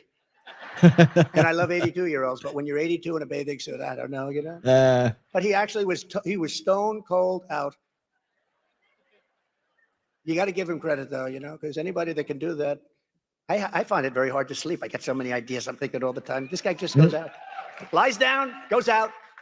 Pictures of him. It's pretty sad when you think about it, right? Right. We will, you know, we laugh, but it's sad. And nobody It's told us sad, he was but not. cognitively impaired. She didn't say it. She We didn't don't talk say it. about And that bad puts our bad country touch at great Biden. danger because President Xi is at the top of his game. All of these guys that we're competing against are all at the top of their game. He's not. He Nope. hasn't been for a long time. And Kamala can't hang And with that those puts us guys at great either. risk and great Jacob danger. Castro, We will what's rebuild our up? cities, including Washington, D.C., making them safe, clean, and beautiful again. And we will keep the U.S. dollar as the world's reserve currency. Yep. Because it's under tremendous siege Yep. right now. I hear And that, if we Heidi. lose that, then we are indeed a third world country. We cannot allow that to happen. We have so many enemies now. We have so many people. You know, I had no wars other than ISIS, which I inherited, and I finished off ISIS in 4 weeks instead of 5 years that they thought. Because we have a great military that I rebuilt. I rebuilt our Almost there. military. Sadly, Hey, Indy, how $85 you? billion of it went to Afghanistan. Can you believe that? Should have never happened. You take the soldiers out last. there. You don't take the soldiers out first. Took the soldiers out. And then after they took the soldiers out, the Taliban had a field day. What Yep. a horrible thing. We lost 13 great soldiers, many wounded so horribly, the legs, the arms, the face obliterated so badly. Nobody ever talks about them. They talk about those that were killed, and I love those families. I know the families. They've never even called the families, but they were No. 13 killed, great people. But we also left behind billions and billions of dollars worth of the best military equipment in the world. And now Afghanistan is one of the Bonehead largest move by sellers the of military establishment. equipment. I think they did it on purpose. 777,000 rifles and guns, 71,000 vehicles, many of them armor plated. But you have to see goggles and planes and tanks. What the stupidity of these people. We have to get back to a country again. We have to be respected. They laugh at us all over the world. They're laughing at us. And you know what they're really laughing at? Kamala, because they can't believe that she's going to be president. They can't believe. You talk about cognitive problems. She's got bigger cognitive problems than he has, in my opinion. This is how we're going to end the era of inflation and mayhem. Like Vivek says, it's a machine Under running Kamala against. and Crooked Joe, we had such misery. Think about what we've been through with the inflation, with the wars all over the world. Prime Minister of Hungary, Viktor Orban, strong man, really a great leader. Didn't allow anybody into his country. He said, no, I don't want people blowing up our shopping centers. I don't want people killing our people. But he said, when he was asked recently, a couple of times, just recently, he said it numerous times. They said, why is the world blowing up? The Middle East is blowing up. Russia looks like it's going to end up in a World War III. All of these problems are happening. They weren't here. He said, it's one simple reason. Donald Trump isn't president. You make Donald Trump president of the United States. Nobody understood him. Everybody was afraid of him. They feared Donald Trump. I don't want to be the one. He said it. I didn't say it because it sounds sort of, but he said it. He said they feared. China feared him. Russia feared him. They all feared him. We had no problems. Russia was never going into Ukraine. And they didn't. For 4 years, they didn't. When I left, That's right. they just went in. It was the apple of his eye. I know him very well. Had a good relationship with him, especially since the hoax created by Hillary and Shifty Adam Schiff and all these people, these lowlifes. Low lives. And you know the danger, by the way, you know the danger that kind of stuff causes our country? Tremendous risk.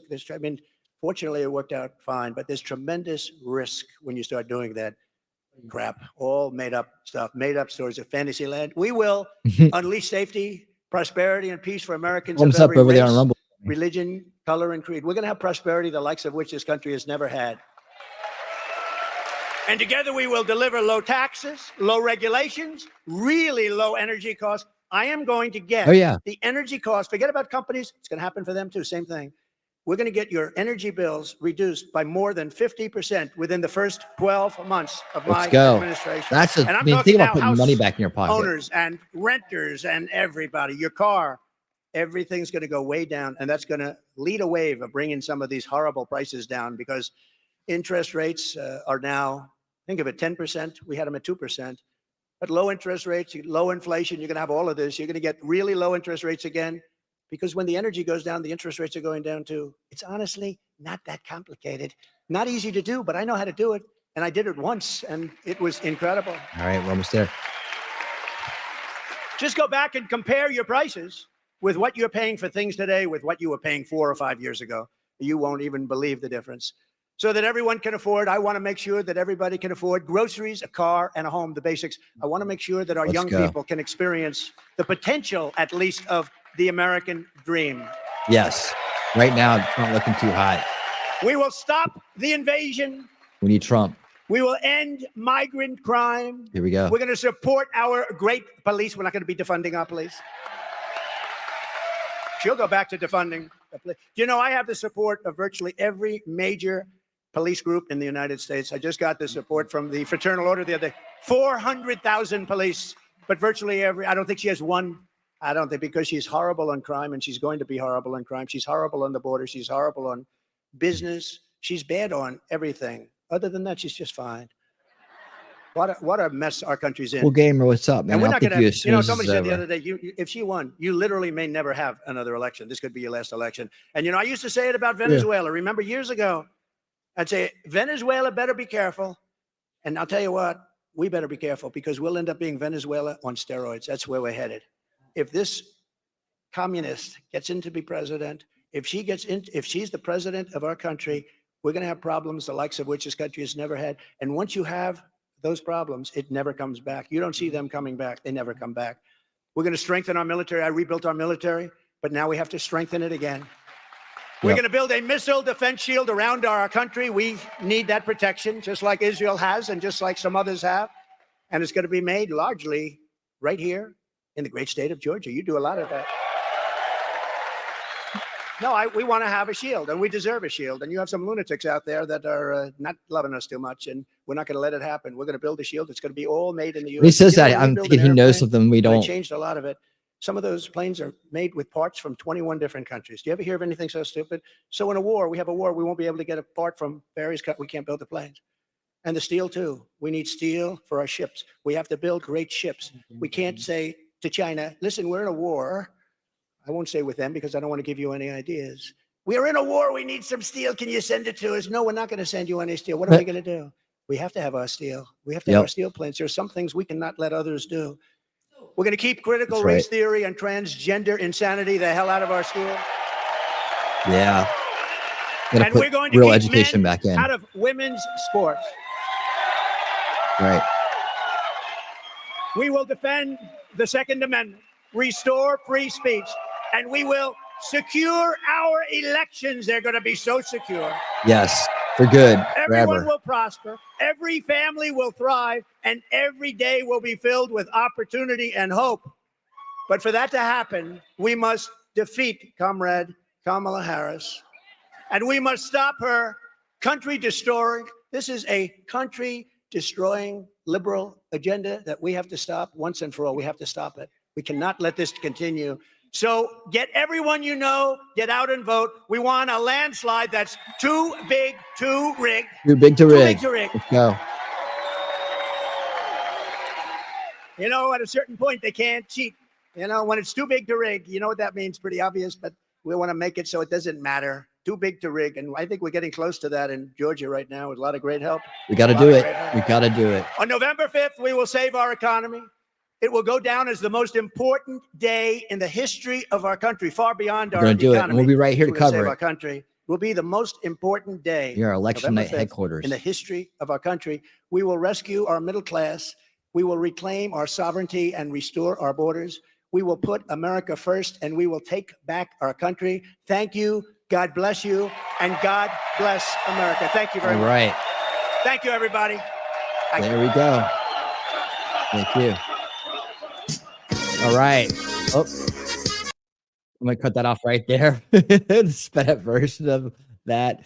And instead of doing that, we'll do this. It's cold. A big long knobs. It has to do.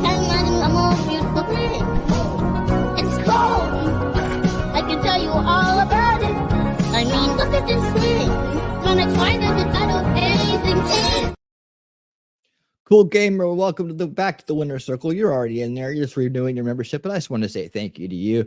You have been a member for a while now, and just want to tell you personally, I really do appreciate your support. Thank you so much, and everybody, thank Cool Gamer for being such an awesome supporter. All right, guys, there you have it. See, that was a little bit different. Like we've been doing the town halls and the big outdoor rallies. It's a little different. He actually got into a lot more of his plan there. They say Trump doesn't have a plan, but yes, he indeed does have a plan. But let's go and talk about Kamala's big plan, because according to her team there at Kamala HQ, those digital marketers that are working for her. Yep, I see you guys. I know what you're doing. I don't know what you're doing. Let's take a look at this right here. I wanted to get into this very first, then we're going to jump into the other content that I have this evening. Stick around because I have a lot to go over tonight, and you're going to some news. You're going to want to do some updates on things like the girl in Ohio that added the gun sales that were going on there to illegals. Little bit of update on her, update on the Crowder situation with that guy, the COVID czar of New York City. There's a little bit of an update on that.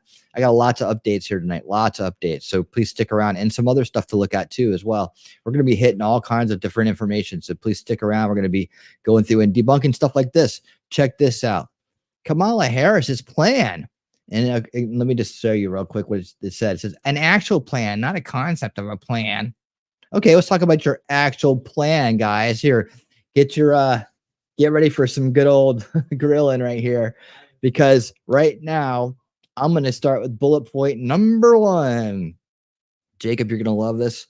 Oh yeah, there you go. Oh, I'm sorry, dude.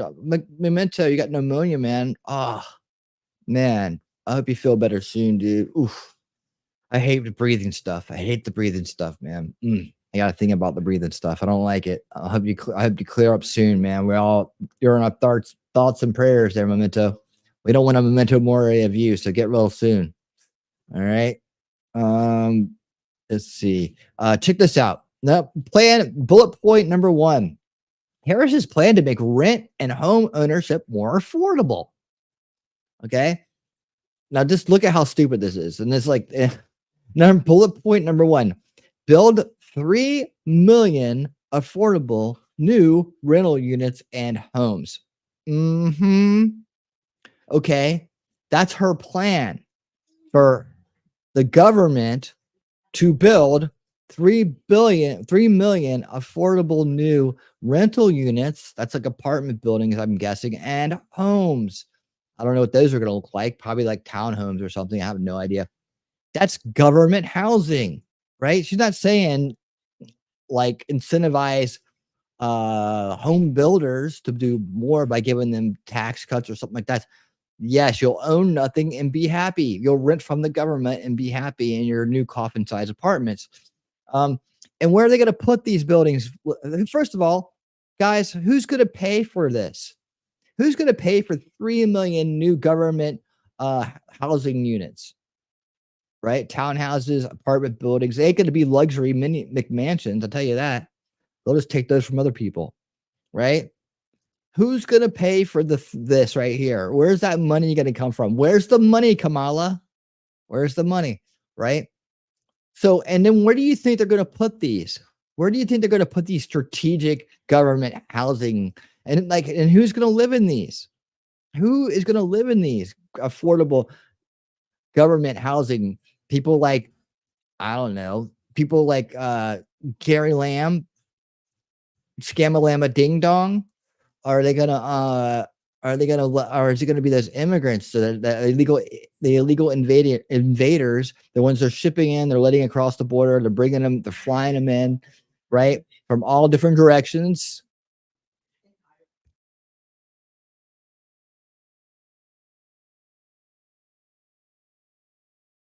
All right, yeah. Who's going to be living in these new affordable government housing buildings, and where do you think they're going to put them?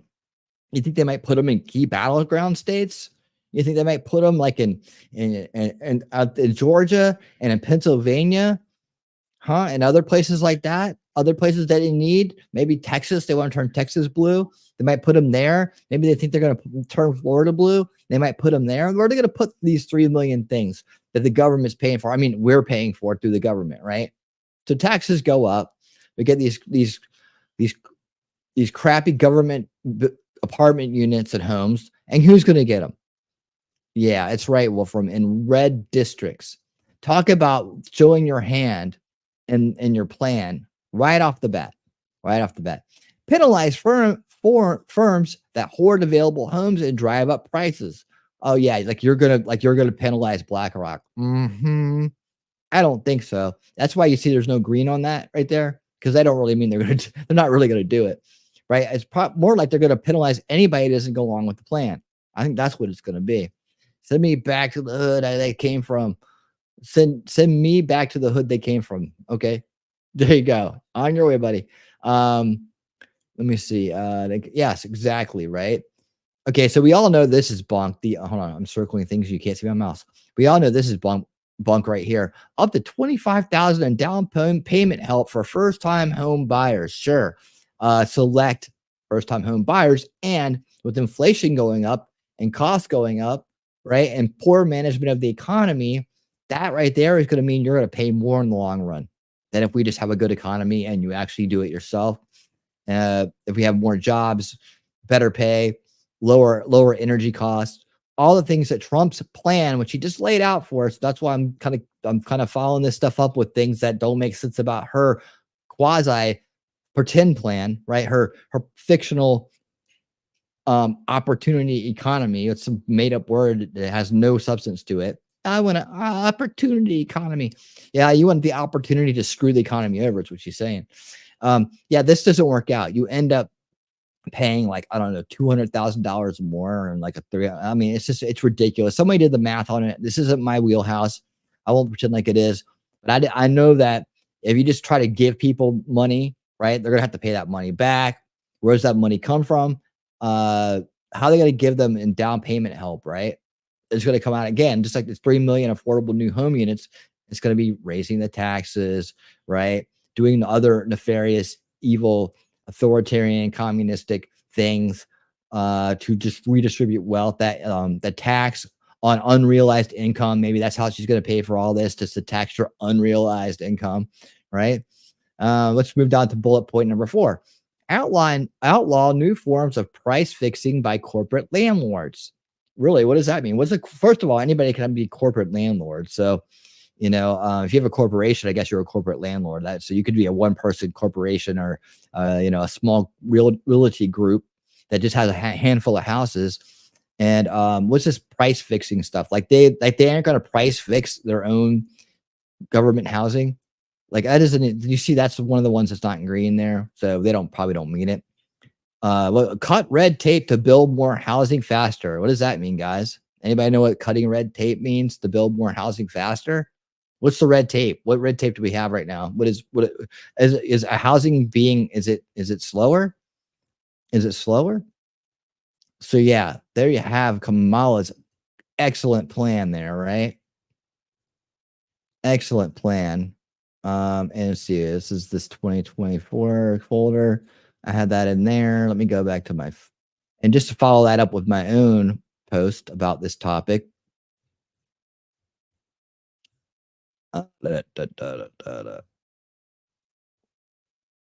Let's see where I got it here. Wait. This is it right here. So let's follow this up with my own answer to this. According to Kamala Harris, America is suffering from a housing supply shortage. But is it really? Just look, we don't have enough housing in America. We have a housing supply shortage.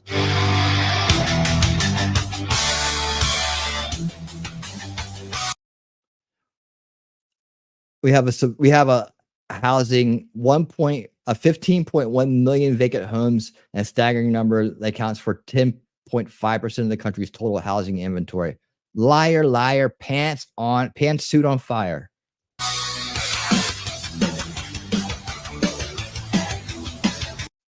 Sourced, U.S. Census Bureau. Just look, we don't have enough housing in America. We have a housing supply shortage. There you go. Debunked. Once again. That's the way it rolls in Kamala land. All right. So, And speaking of policies people can't explain, her own surrogates can't make a case for her. Let's bring in one of our new friends here. State of Daniel. Let's see, get this right, yeah. For a report on why it just sounds bad when they try to speak. Kamala Harris has received some of the most brutal polling numbers of the campaign so far. President Donald Trump is now being accused of more federal crimes because he simply bought groceries for a mother of three in Pennsylvania, and that's another thing. In Philadelphia, where at least one officer is in the hospital. We'll get to all of those and much more in today's video. But first, we turn to Fox News, where a Harris campaign surrogate completely humiliated herself. Here's how it went down. Watch this. Harris's plan. We're waiting. Yeah, okay, there's a lot of aspects to it in regards to looking at it online. So let's talk about lowering the grocery cost, because that's something that's brought up. The viewers can look at this online. She talks about certain things in regards to advancing the first federal ban on price gouging on food and groceries to set. Look, where's her eyes? Where's her eyes? Looking straight ahead, confidently, or reading and fumbling over her words. Clear rules to the road to make it clear that big corporations can't unfairly exploit consumers as well. She's reading bullet points off a piece of paper. How sad. Is that happening? It's not at this moment. No, this is her plan that's laid out for the first 100 days when she blinking like a mad woman. Hold on, I'm going to rewind this because it's so good. It's not at this moment. No, this is her plan that's laid out for the first 100 days when she becomes president of the United States of America. Is that currently happening? In regards to I don't know exactly if that's currently happening or not, because I'm not privy to that type of information. Okay. But You're not really? You're not privy to it? Was it like secret? Is it top secret information? What the heck's going on here, guys? People are costing a lot of money in regards to people are costing a lot of money in regards to groceries. Okay, I think that you're having a hard time articulating her plan. And I'm honestly, that's not true. Please, I'm constantly being interrupted by you, which look at the difference between these two ladies right here. Hold on, I gotta back this up again. To groceries. Okay. I think that you're having a hard time articulating her plan. And honestly, that's not true. Please, I'm constantly being interrupted by you, which as a woman, I think is disrespectful. Where does she get that from? She's speaking to a woman. She says, as a woman, I feel that's disrespectful. Is she playing the vag card? I mean, what we seriously? As a woman, you feel that's disrespectful.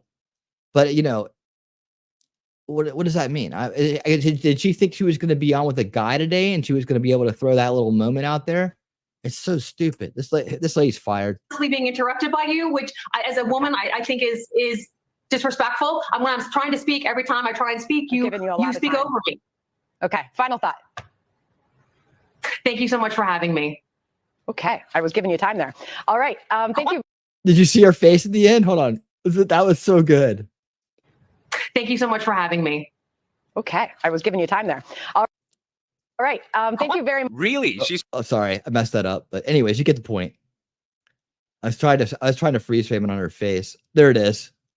Thank you very much. Really? She's trying to pull the sex card. She's trying to pull the gender card when the person interviewing her is also female. This is just yet another example of how the left always wants to play the victim. If they don't get things their way, I'm the victim. Here's the thing. The press is not your public relations firm. That's what Democrats are used to. The media, CNN, ABC, as we've seen so far this campaign cycle, they've been very friendly to the left. CNN, when they did that super softball interview with Kamala Harris, and obviously the presidential debate on ABC. So it makes sense that, once they actually get some pushback, which the press is supposed to do on Fox News, the left just freaks out.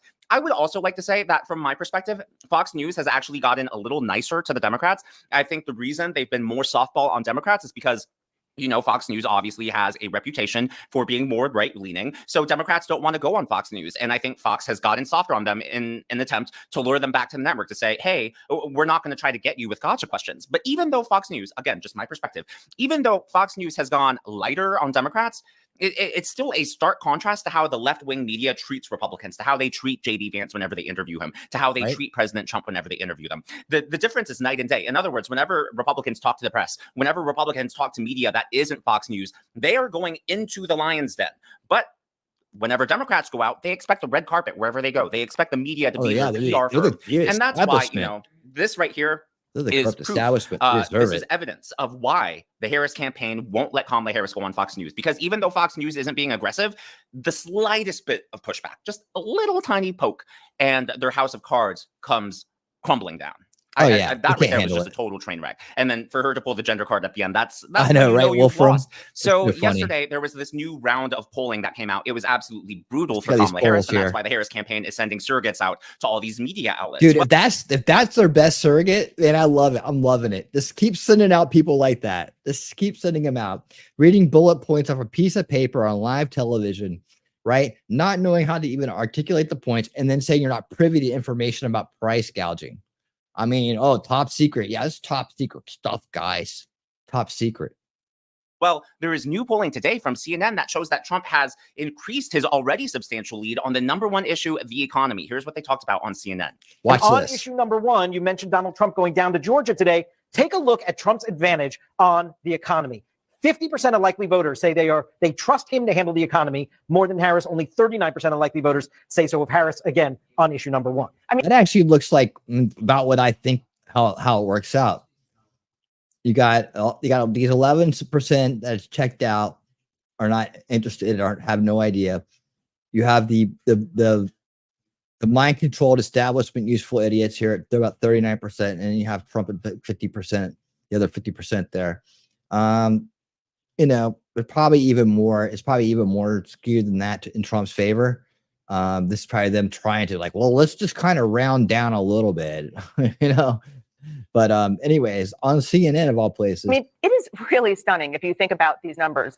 20% more of voters say that they are worried about the economy, and that's their number one issue more than anybody else. And look at his lead on this. Across the board, even among Democrats, and especially among independents, most people view Trump's first term as better economically for their own pocketbooks than the Biden-Harris administration. But now the Democrats are trying to gaslight all of us. Senator Chris Coons, who is a Harris campaign co-chair, is now saying that we are all misremembering the past. And I wonder, is this something that Senator Coons just said? Or is this a new talking point that the Harris campaign is going to try to test the waters with? Let me know what you guys think. Part of it is that Americans, when you ask the question, are you better off today than you were 4 years ago? Many Americans misremember just how bad the economy was 4 years ago and how strong our economic recovery from the pandemic has been. I have said before, and I know I have a lot of younger viewers, millennials, we talk all the time about psychology and relationships, right? And one of the words we use is gaslighting in personal relationships. And whenever someone gaslights you, that is a red flag, and it's a sign to run away from that person, whether it's in your friendships, whether it's in your dating life, whether it is in the workplace. Well, we should do that in politics too. Why is it that one side of the aisle is consistently, and now they're trying to gaslight us on the economy, consistently trying to pull the wool over our eyes? First, they said Kamala Harris wasn't the borders are. First, they said because they're corrupt establishment that uses mind control techniques like gaslighting to manipulate their base, their useful idiots, and to manufacture their consent. There wasn't a border crisis. First, they said Joe Biden was sharp as a tack. Now they're saying that we're misremembering the past. Why is it that the gaslighting only comes from that one side? To me, that is a red flag. Not only do they not respect our intelligence, our experience, but now they're trying to just totally try to rewrite history. Is that who we want in power? That's not who I want in power. So obviously the economy is bad, or else they wouldn't be trying to gaslight us on that. And Trump knows the economy is bad, and he knows that that's his strength. And that's why his economic policy is one of the top issues, one of the top platforms for his campaign. So yesterday he went to Pennsylvania for a campaign stop, and he, wanted to get a few snacks for the road, and he was caught on camera buying this. Oh, look, I gotta get some. Look at that stuff.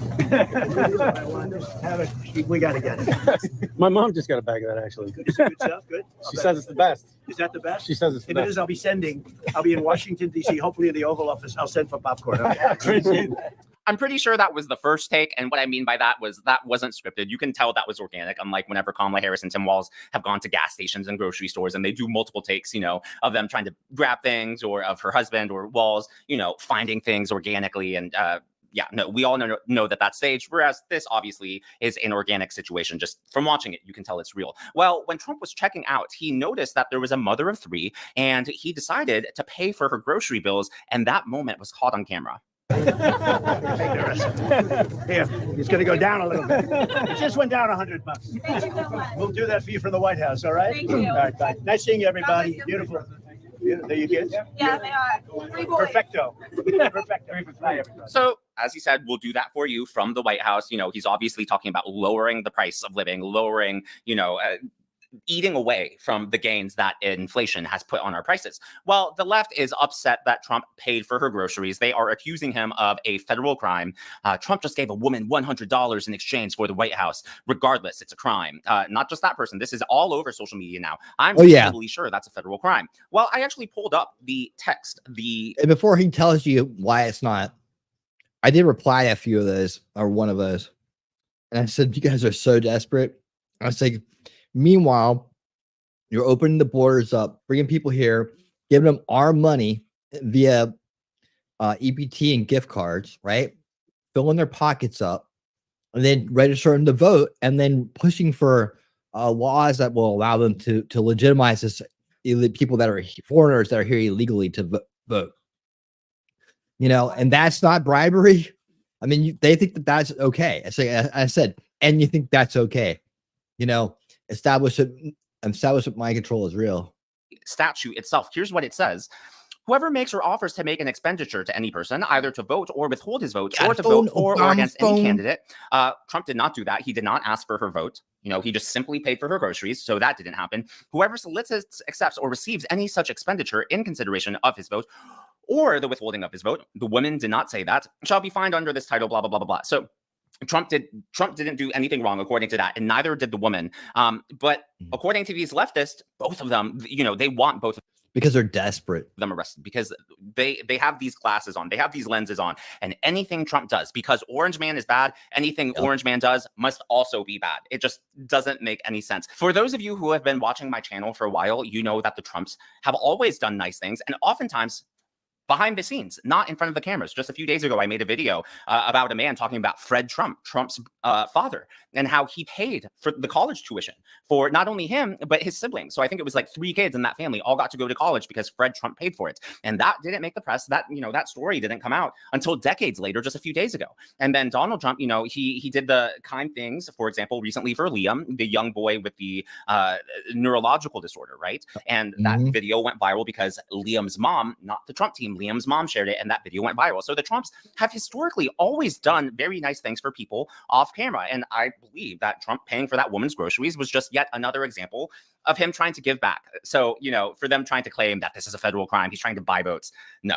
It's funny that the left always tries to look for crimes where there are none, and then they ignore the obvious crimes before our eyes. Take a look at what happened in Philadelphia just 2 nights ago.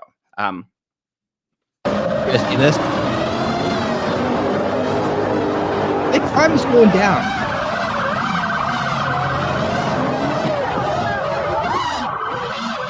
There's a dude in a green outfit dancing on top of a police truck. A police truck. Absolute mayhem in the streets, and that is what just the hell? A few days after what happened in the New York City subways. So according to the local news there, this is NBC Philadelphia 10 affiliate, police vehicles, plural, damaged as officers respond to car meetups at City Hall. There were 11 meetups apparently in the city of Philadelphia.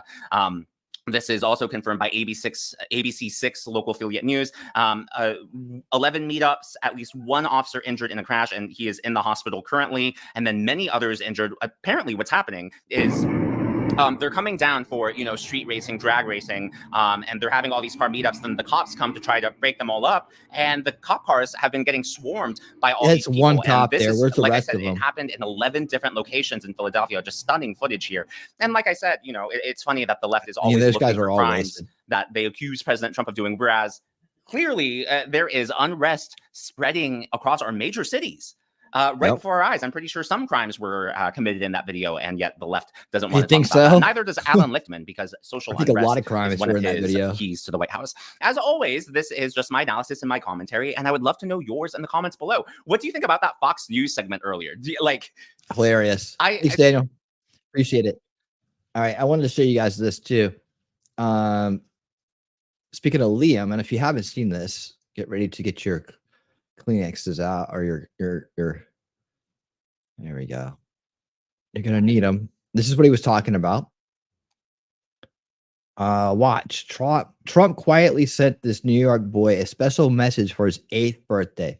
His name is Liam, and he has a rare brain disorder and a growth hormone deficiency. Trump doesn't like showing it, but he has a heart of gold. This is amazing, guys. Touching moments. Here, please.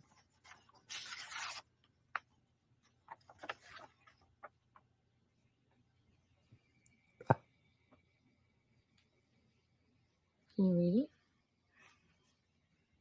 it out loud? Yeah. Sure. It says, "Dear Liam, happy 8th birthday. Mrs. Trump and I hope you enjoy this special occasion surrounded by the love of your family and friends. We are so encouraged by the strength and determination you have shown throughout your young life and send our love and best wishes to you as you continue to fight. Remember, you are never alone, and we are keeping you in our thoughts and prayers for continued health, for continued care and good health. May God bless you and your family. Stay strong. Sincerely." Can you tell me who signed that?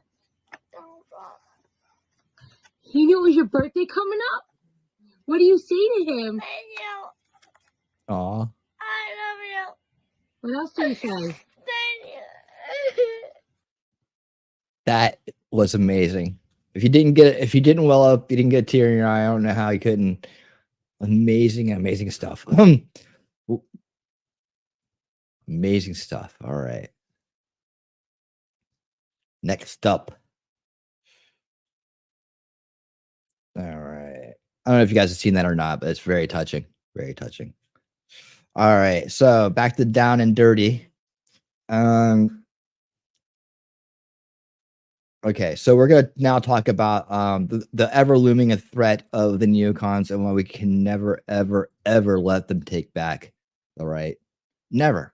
And why it was so important for us to take it away from them, to destroy the false left-right paradigm, to shatter the illusion of choice. This is why things have escalated. This is why it's more warlike in politics than ever before. This is the forest that people miss for the trees when it comes to politics in a lot of places, but it explains everything once you understand it. Here we go. During the war on terror, was Liz Cheney with you? You know, I not only didn't see Liz Cheney with me, I didn't happen to see Mitt Romney or any one of his 57 kids. And Mitt Romney to this day wants to invade every single place on the planet. And again, I'm fine with differences on foreign policy, but I know what it's like to sit there and watch some kid hug his dad on the tarmac and say, "Daddy, don't go. Daddy, don't go." And to know that these scumbags in DC constantly send our guys, our men and women, to go do this without an ounce of duty to send themselves or their kids along makes me freaking sick. And it's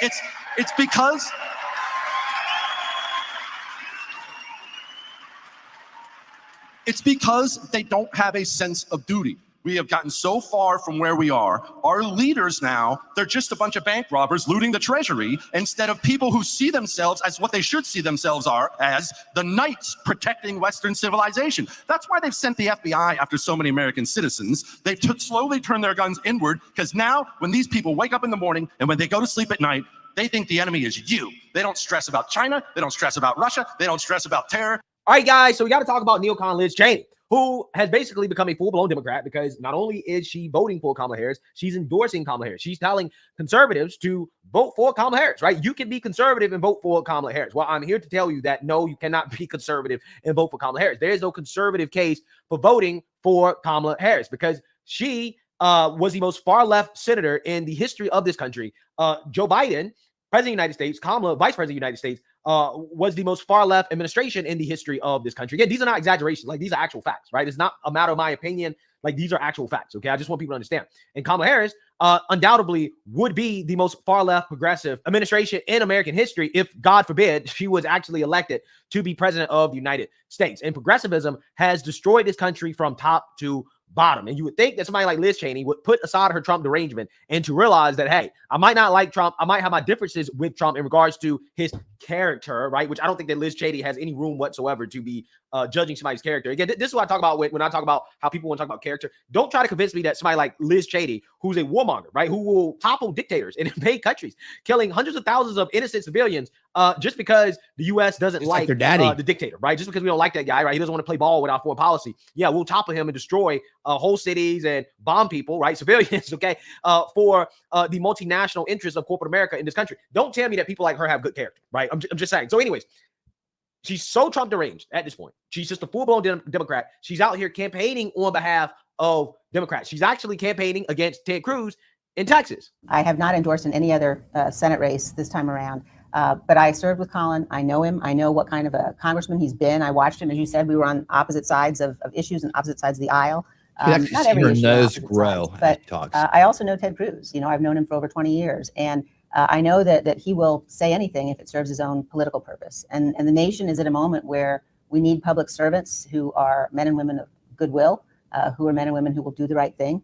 We need serious people in office, and the choice for the people of Texas is just a very clear one. And you know, I think as we begin to look beyond the kind of politics that we have seen, particularly over the last 3 or 4 years, I think it's really important that we have serious people in office. And so when there's a candidate who is as competent and somebody the kind of character as Colin, I think it's very important that we support them.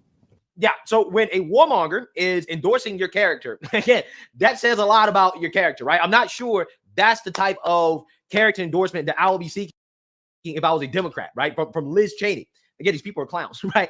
Absolute clowns. Anyways, so yeah, Liz Cheney is basically so Trump deranged that not only is she just against Trump, she's just against the modern Republican Party, right? Because the modern Republican Party is not the Republican Party of her dad's era, right? And George Bush, it's just not, right? It's changed, it's evolved, and she doesn't really like that, right? She's on a crusade against anybody who didn't do what she did and stand up to Trump, right? She's on a crusade against them, and she's trying to basically make them lose their jobs because she desperately wants the Republican Party to wind back the clock, to go back to the party of tax cuts and wars, right? She wants to go back there, or else she's going to try to destroy the party, right? And she basically is threatening to do that in this interview right here, where she's basically saying, listen, if we can't get rid of Trump, but she's not going to, we're going to have to start a new party, right? Basically what she's saying is that not the neocon party. They can't get rid of Trump, right? If Trump's influence is still prevalent in the party after this election or whatever, then we're going to have to make sure that the modern day Republican Party can't win at all, right? They just can't beat Democrats, which again is just,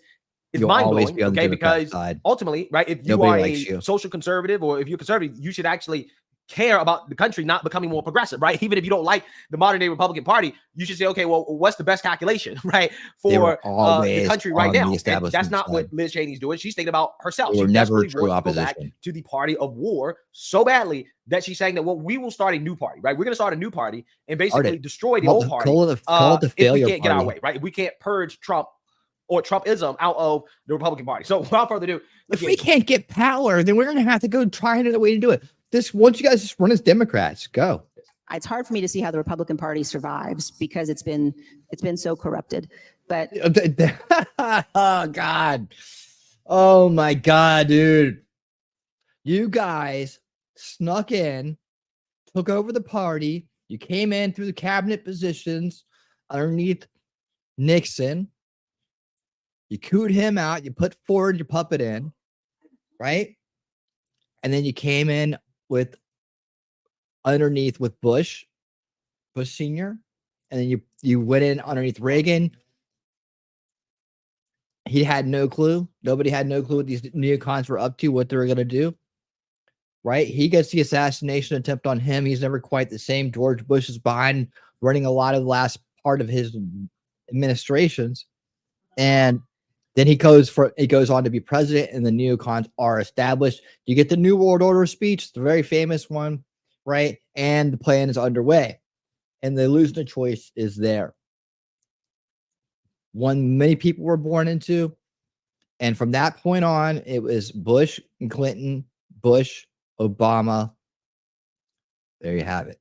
And then through the Obama years, Ron Paul started exposing the neocons, exposing the false left-right paradigm, exposing the illusion of choice, him being a true representation of what the party was supposed to be, right? Woke people up in mass numbers. Trump comes along, finishes the job, shatters the false left-right paradigm, and shatters the illusion of choice with true opposition, true anti-establishment opposition to the corrupt establishment. And just like clockwork, neocons like herself, her father, Romneys, the McCains, the Bushes, they all go running back to the party they were in cahoots with the entire time, the headquarters of the corrupt establishment, the Democratic Party. There it is. That's all you need to know. And now she's out there whining and crying because guess what?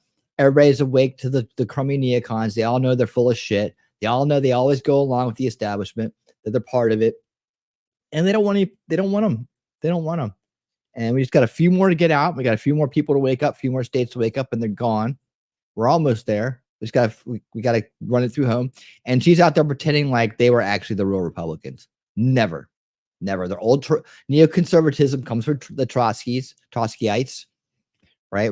If you just do research, just go look at the history of it. Irvin Kristol, go do the history of it. I learned it a long time ago. I've been talking about it for a decade and a half now, at least. All right. And here they are just pretending again, portraying again, mind controlling people with this false narrative. Ugh.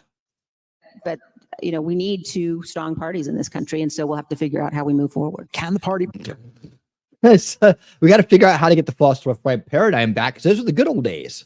Purge itself of Trump. Is that something that can happen?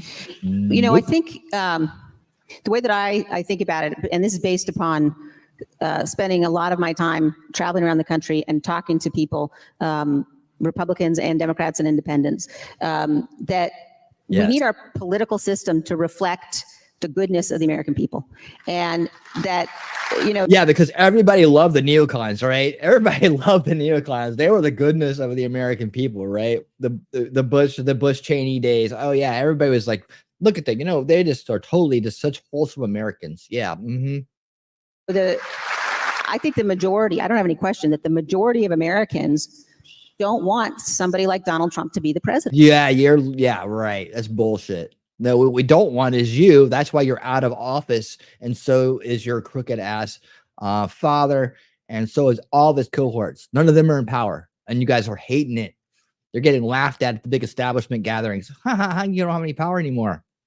All you can do is sit there and hold a microphone and talk a bunch of bullshit. The majority of Americans really would like to have a president that their kids can look up to.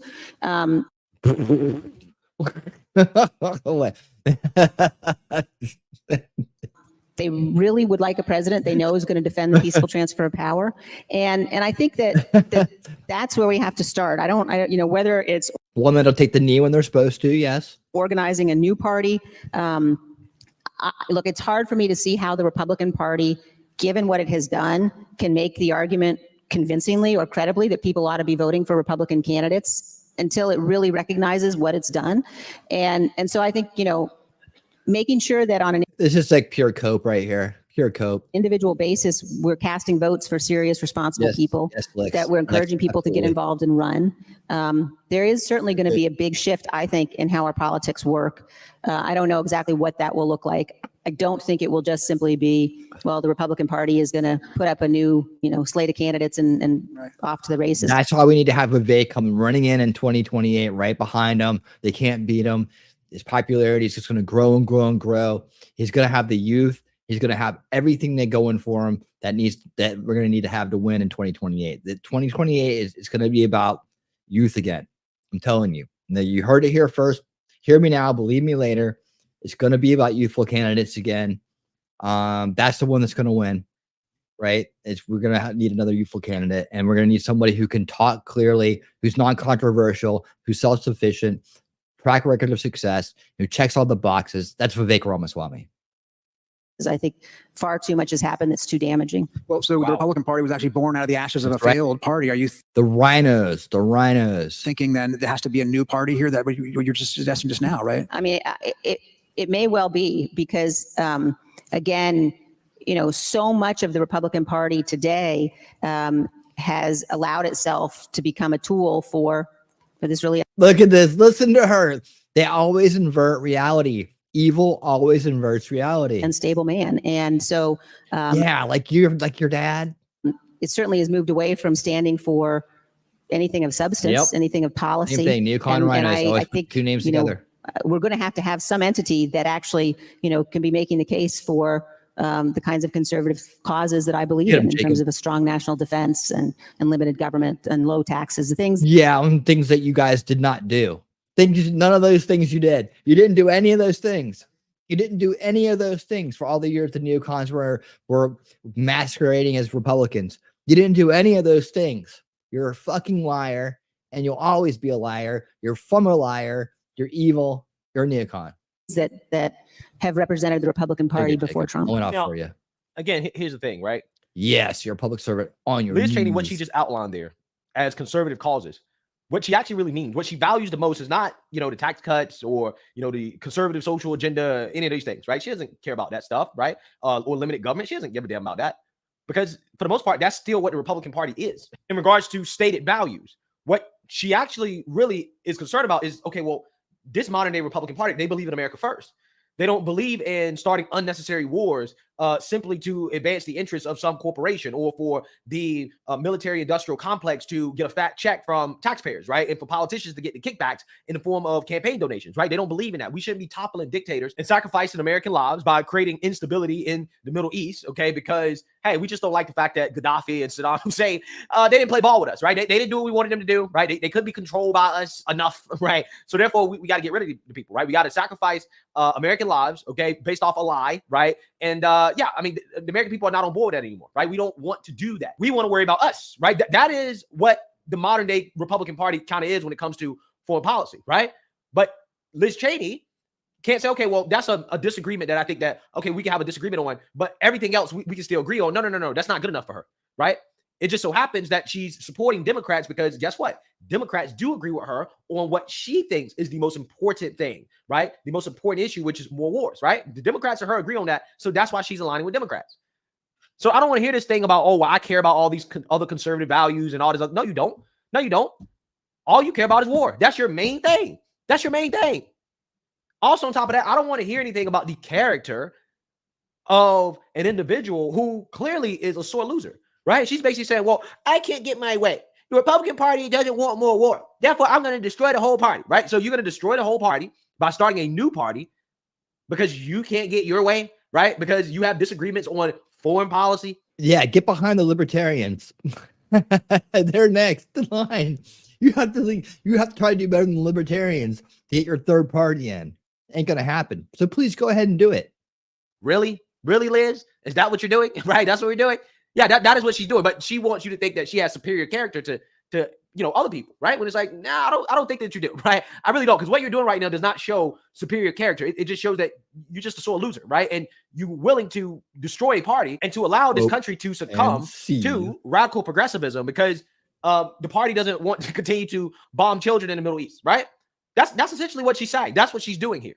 Okay, so don't say and try to tell me about how your character is so superior to everybody else and how you're such a good person and all this and that. No, you're not. Right? You're not a good person. Okay, you're not. Not you're at not. all. No one's. So that being said, again, the reason why I'm covering this, I know a lot of people say, who cares about what Liz Cheney says? Well, you kind of should to a certain extent because she's still a part of the establishment Republicans, the never Trumpers that want to get rid of Trump. And best believe there are a lot of Republicans that think just like Liz Cheney, they just don't have balls to come out and say it, right? Because again, Lord forbid that Trump loses his next election, right? If he doesn't become president, there's going to be a Hail Mary to get rid of Trump, right? The Republican Party is going to be a problem, right? It's going to be a huge problem at that point because they will try to get rid of Trump, okay? And they will destroy the party in an effort to do so, okay? It's not just Democrats trying to throw Trump in jail, right? It's also these people as well, too.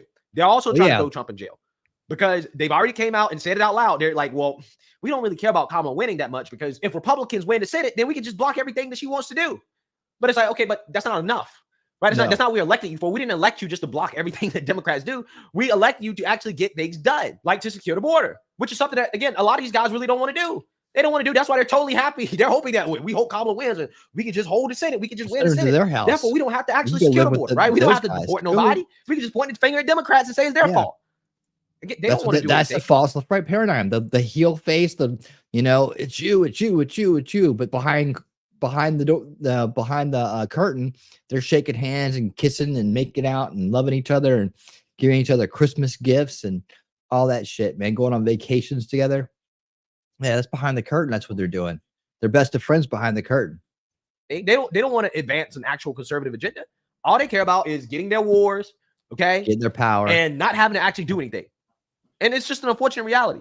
So again, the reason why I'm covering this is because I want people to be aware of the stakes, right? What is going to happen if Trump does not win, right? Not only is he in danger of going to prison, but also at the same time, these neocons, they're going to try to implode the party if Trump loses, right? If Trump loses, they're going to try to blow everything up. But people got to understand that Trumpism is not going anywhere. America First is not going anywhere. MAGA is not going anywhere.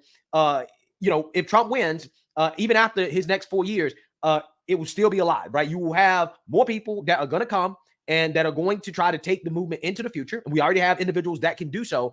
And that is where a vast majority of the party is right now, right? So it is extremely important that this election, we stand up and show these neocons that, hey, this is a new direction of the party. And if you don't like it, you can get out, you can leave and, go become a Democrat, right? And what you're doing is not going to work. You're not going to destroy the party because you can't get your way. So you might as well go become a Democrat, just full blown, be a Democrat, change go back, go home. right? That's what you should do.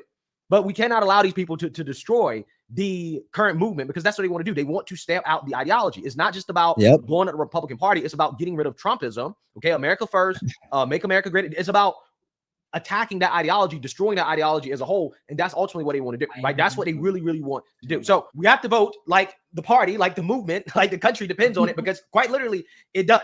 Let me know what you guys think. Make sure you like, comment, and subscribe. And most importantly, share a Black conservative perspective. Peace. Once again, Greg and I, same page, man, on that one. All right, let's see. That one. Let's see. T-Rex. We'll take a quick little trailer break here.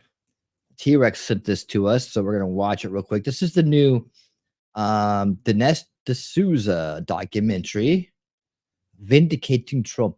All right. Let's see how it looks. Looks pretty good. Is there copyrighted music in this? Let me listen to it real quick. Nah, it's just a bunch of sound effects. All right, let's see. All right.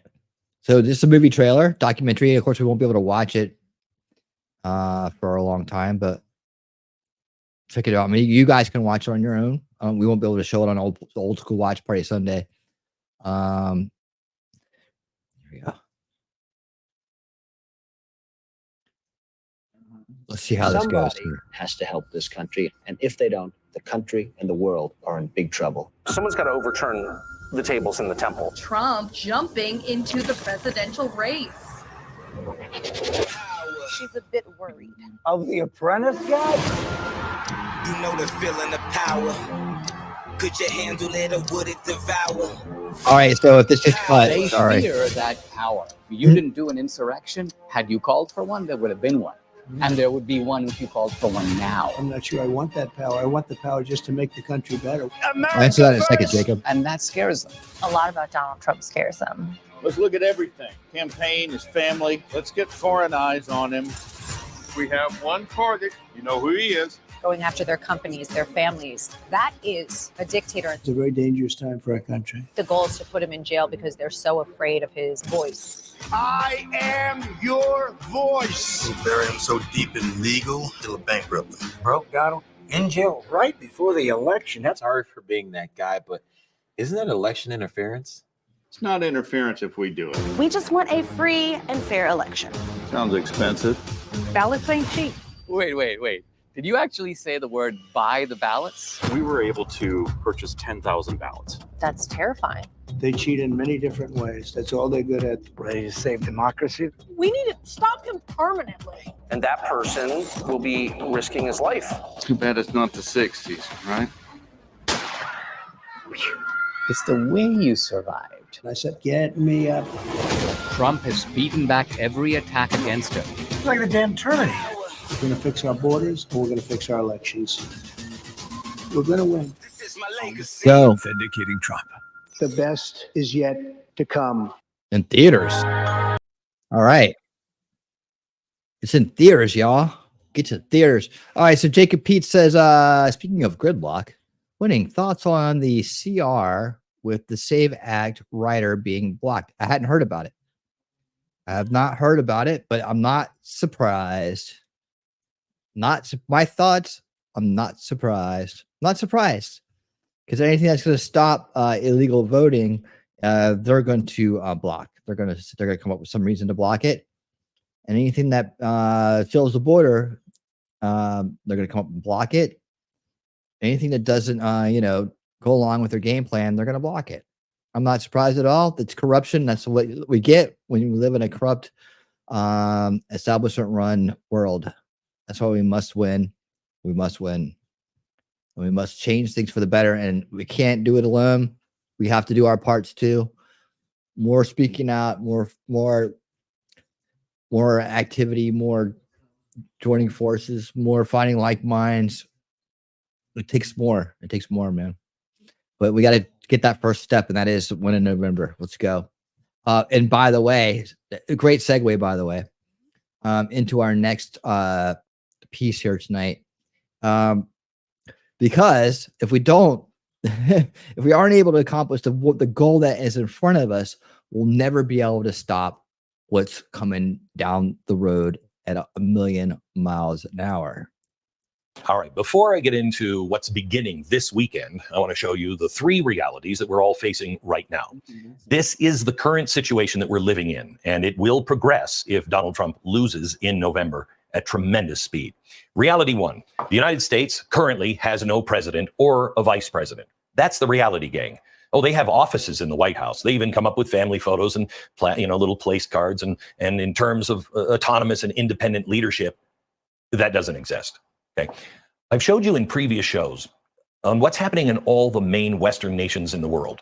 They are all marching to exactly the same drum. You look at some of the laws that have been passed in the last 4 years over in Germany and then in France and then here. They're almost word for word. How's that happening?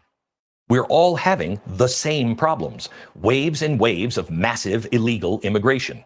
Fear campaigns that are used to weaponize the government onto their own citizens. The crackdown on free speech. And the forced merger of private business with the government through the radical green agenda. Okay, so how did a nation as defiant as the UK go from this? Whatever the cost may be, we shall fight on the beaches, we shall fight on the landing grounds, we shall fight in the fields and the streets, we shall fight in the hills, we shall never surrender. Wow.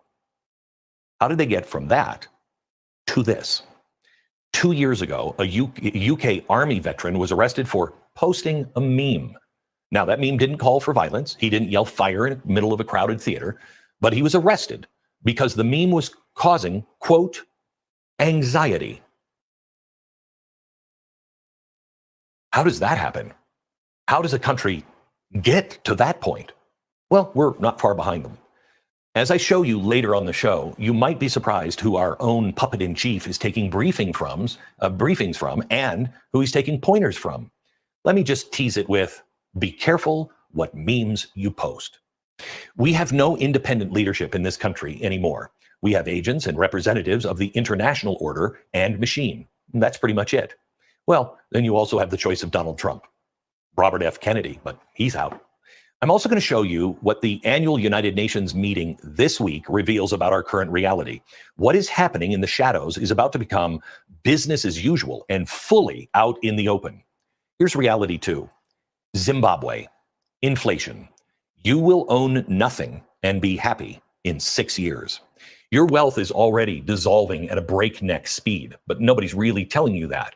The national debt is set to blow past $36 trillion with zero plan to cut the spending. From 2025 through 2034, if everything remains as it is, the U.S. federal deficit will be over $16 trillion. Feel better, buddy. Last week, for the first time in American history, the interest payments on the national debt topped $1 trillion. You remember 4 years ago, I did a show on this and everybody was saying it won't happen. And I said, it's going to happen soon. And you're not going to like it when it happens. See, all of this stuff, you haven't felt the real effects of. You know, the open borders, you're just starting to see the real effects in Aurora and Springfield, New York, with all of the death, murder, rape, all of that stuff. This is the beginning of it. All of the things that they did 3-4 years ago, it's all now picking up speed and it's all being seen now by you. But don't worry, it's all fine. It's all fine. We're lulled to sleep with reporting like this. The recent consumer price index shows, quote, inflation cools to 2.5%. Wow. Core prices, things like food, housing, energy, cars, things we actually buy and need, were a bit higher at 3.2. Now, what do you notice about these numbers? 2.5% inflation, 3.2% inflation. I mean, that seems manageable, right? Doesn't seem, I mean, it seems almost normal, doesn't it? We can deal with that. 2.5%, 3.2%, you know, trust in the system and we'll all be okay. The government can keep spending and we can keep swiping the credit cards. Let me take you to the chalkboard for a second and show you something the government never wants you to see, and nobody in the mainstream media will ever explain it this way. Here's the inflation. We've all been hearing for 4 years now that there's nothing wrong with the national debt, the deficit, and inflation. It's fine. Bidenomics. The Fed has a plan.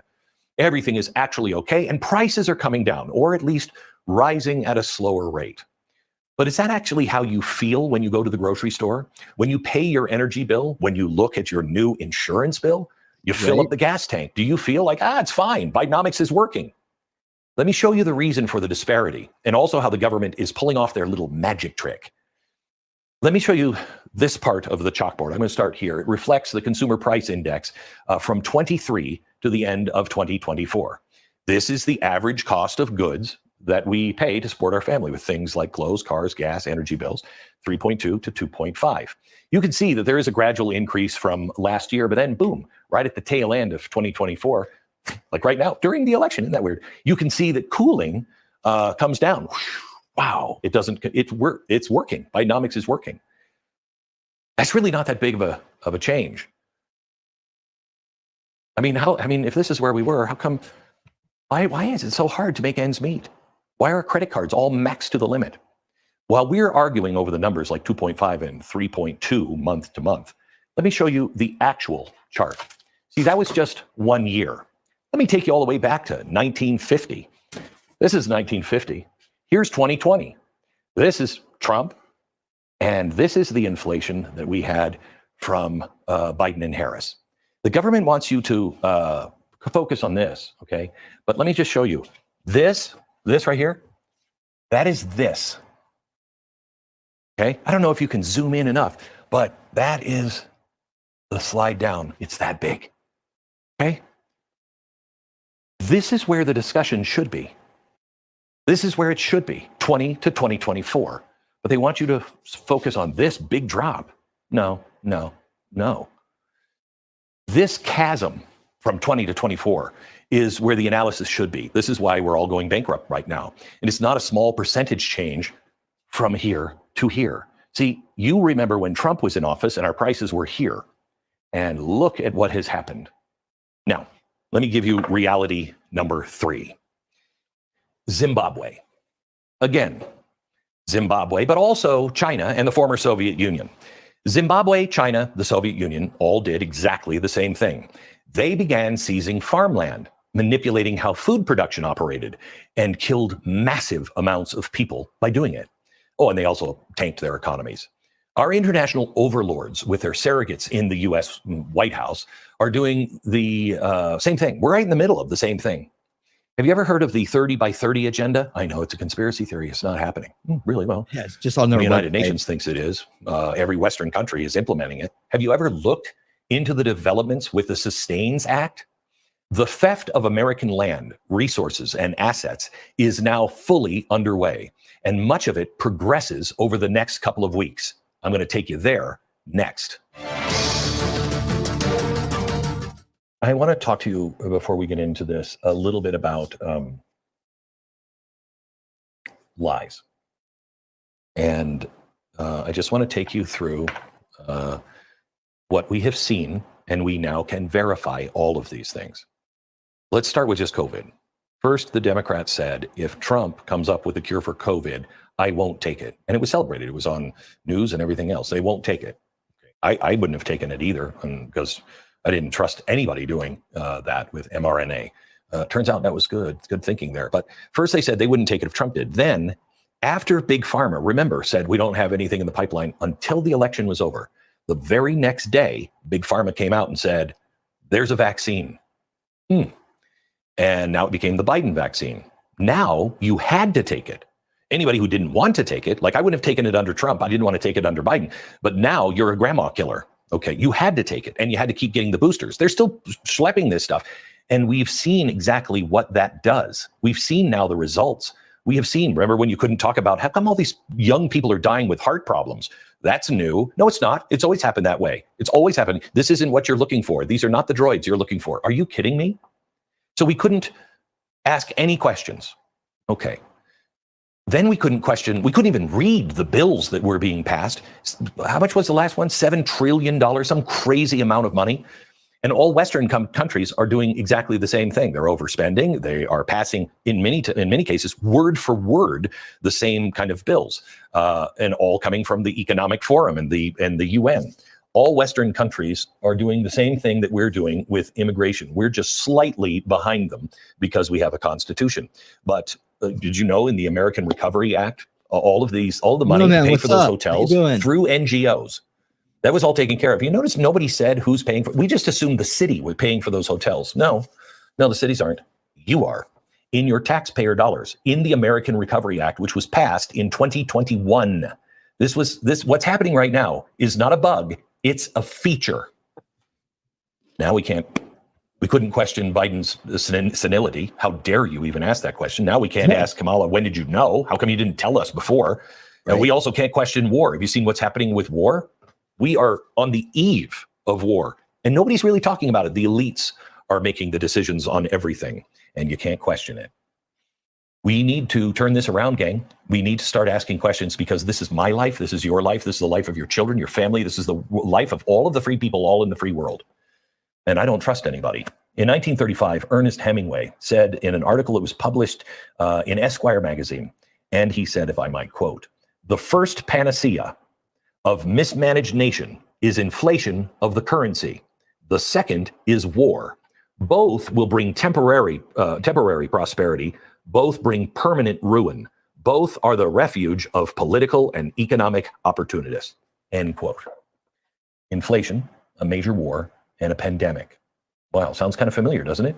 And man, oh man, are the opportunists circling the waters. And one of the biggest wacko globalists on the planet is Bill Gates. That's the one you create. Last week, he said that the world is currently facing a major war or another pandemic in less than 30 years. Yeah, 30 minutes probably closer. Yeah. He said America failed to lead during COVID, but there were lessons learned. I wonder what those lessons are. Yeah, I bet. That Americans can be ordered to stay indoors. Yes. To close their business down. To be injected with experimental vaccines. To shame others into silence. That they'll be silent when they're told you can't go to church anymore. That they will have to shut up, allow censorship, and believe only what the government tells them is true or not true. You mean, Bill, those lessons? Man, less than 30 years. If only the world would do something. I told you about this a few months ago, but it is here now. This weekend, leaders from every major country in the world are beginning to gather at the United Nations annual meeting in New York. This year's meeting has been named the Summit of the Future, and it includes an agenda item called Our Common Agenda. Now, this is the solution for everything Bill Gates was fanatically warning about last week. What if another war breaks out? Or the Russia-Ukraine war escalates? What happens if there's another pandemic? What happens if the global inflation crisis spirals further out of control? Well, our common agenda is here, which begins debate this week in New York City. It is the globalist plan of action. If it should pass, you are looking at a global government. This year's UN summit and the radical agenda are all about the same thing. They state it on their website, quote, transforming global governance. That doesn't sound good. There's that word. This document, our common agenda, isn't some random and boring policy paper or speech. This is a platform, and the only one voting for this are the UN members, not you. Yep. To be more specific, it's a emergency platform. Let me quote from it. The emergency platform would not be a standing body or entity, but a set of protocols that could be activated when needed. This new emergency platform could be activated for nearly anything, including climate events, economic, pandemic, wars, black swan type of surprises. National sovereignty doesn't seem to be a concern here, and this new platform could be enacted completely at the whim of the UN Secretary General. The UN's agenda over the next couple of weeks has gone through multiple revisions over the past few months, including this 17-page document that addresses technology, communications, and artificial intelligence specifically. I'll have this document up at glennbeck.com after the show. Read through it very carefully. This is a real threat. It is nothing short of a call for media companies to censor wrongthink. And for you remember that was the WEF's agenda for this year. We covered Davos 2024. That's what they were talking about. And we also talked about this one event that just transpired this weekend. And yeah, I'll have to like put together an Unveiling Reality to go through all this and our Open Conspiracy series to add to that. So look forward to that coming up. AI to progress according to their agenda. And it is all cloaked in a bunch of human rights jargon. But it is really just a sales pitch to direct speech and technology advancement guided by the globalists for the next 6 years. Censorship is about to become a global government mandate. That much we know, and much of the Western world is already on board. Earlier in the show, I showed you some of the things the UK was doing. Want to take a guess at which Western government is looking to copy what they're doing? Documents were leaked last week that show the Biden administration was getting detailed presentations from the UK government on how to censor their own people. A meeting was attended by the Biden White House, the National Security Council, and the Office of Director of National Intelligence, the CIA, FBI, the Department of State, Treasury, Defense, Homeland Security, HHS, USAID, and multiple high-ranking officers in the Army, Navy, and Air Force. It seems kind of like an important meeting, one we should have heard about, and it seems like they're serious. The UN's will is getting done regardless of how the vote goes in the next couple of weeks. It is already happening, and our own government is learning how. But it goes much further. The UN has proposed something called the 30 by 30 agenda. You really need to read up. We are 6 years away from this. I mean, guys, how often am I talking about this exact same thing? I mean, I've been talking about it and talking all year long and before that, right? It's exactly what I'm talking about. We don't talk enough about this. This isn't out there in the common in the whatever you want to call it. It's that people out there in the ethos or whatever you want to call it, they're not talking enough about this. They're not mentioning this enough. Even Trump in his speeches, others. I mean, of course, we're all focused on the election, and I appreciate that. We got to get these people elected so that we can start to flesh out the corruption so we can actually do things like get away from this and expose it. So I'm guessing it's a step-by-step process. But when most of the people don't even understand this right here, what's going on, the monster, the true monster lurking at the gates, man, you know, bigger and worse than the Kamala monster. This is much worse. The Kamala monster is the establishment here, the corrupt establishment in our country is a stepping stone to this. This is what he's saying right here. And yeah, the UN is definitely looking to transform the world, right? If you're looking for the conspiracy, if you're looking for the heart of the quote unquote new world order, the heart of the monster, this is it right here. It's right in our faces. They always hide in plain sight. Oh, thank you, Noam. I appreciate that. Thank you so much, man. I really do. And hey, if you got a link, drop it. Please do. Please do. Everybody definitely go follow Noam over on Rumble. All right. But yeah, this is it, man. This is it. And like, I believe me, if everything goes right in November, right? This is next on the agenda, man. This is coming because you know that if the corrupt establishment wins, it's going to be a whole new world here. And they're not going to stop this one bit. They're going to accelerate this, guys. And this is the, like I've been saying all year long and a long time before that, this is the real monster. This is the real threat. This is the real deal. And it's been in the works for a long time now. Most of our lives are, you know, a big chunk of our lives has been in the works. So yeah, believe it. On this document as well, in essence, the globalists of the world have a plan to seize 30% of all land on planet Earth and all water. The words private property will not matter. They do not matter to these people. Nope. But as ludicrous as that sounds, you need to learn about this because it is spreading everywhere. The European Union is implementing it as we speak. This is not a conspiracy theory. It is happening now. The EU's biodiversity strategy for 2030 is a comprehensive, ambitious, and long-term plan to protect nature and reverse the degradation of ecosystems. It sounds really great on the surface, doesn't it?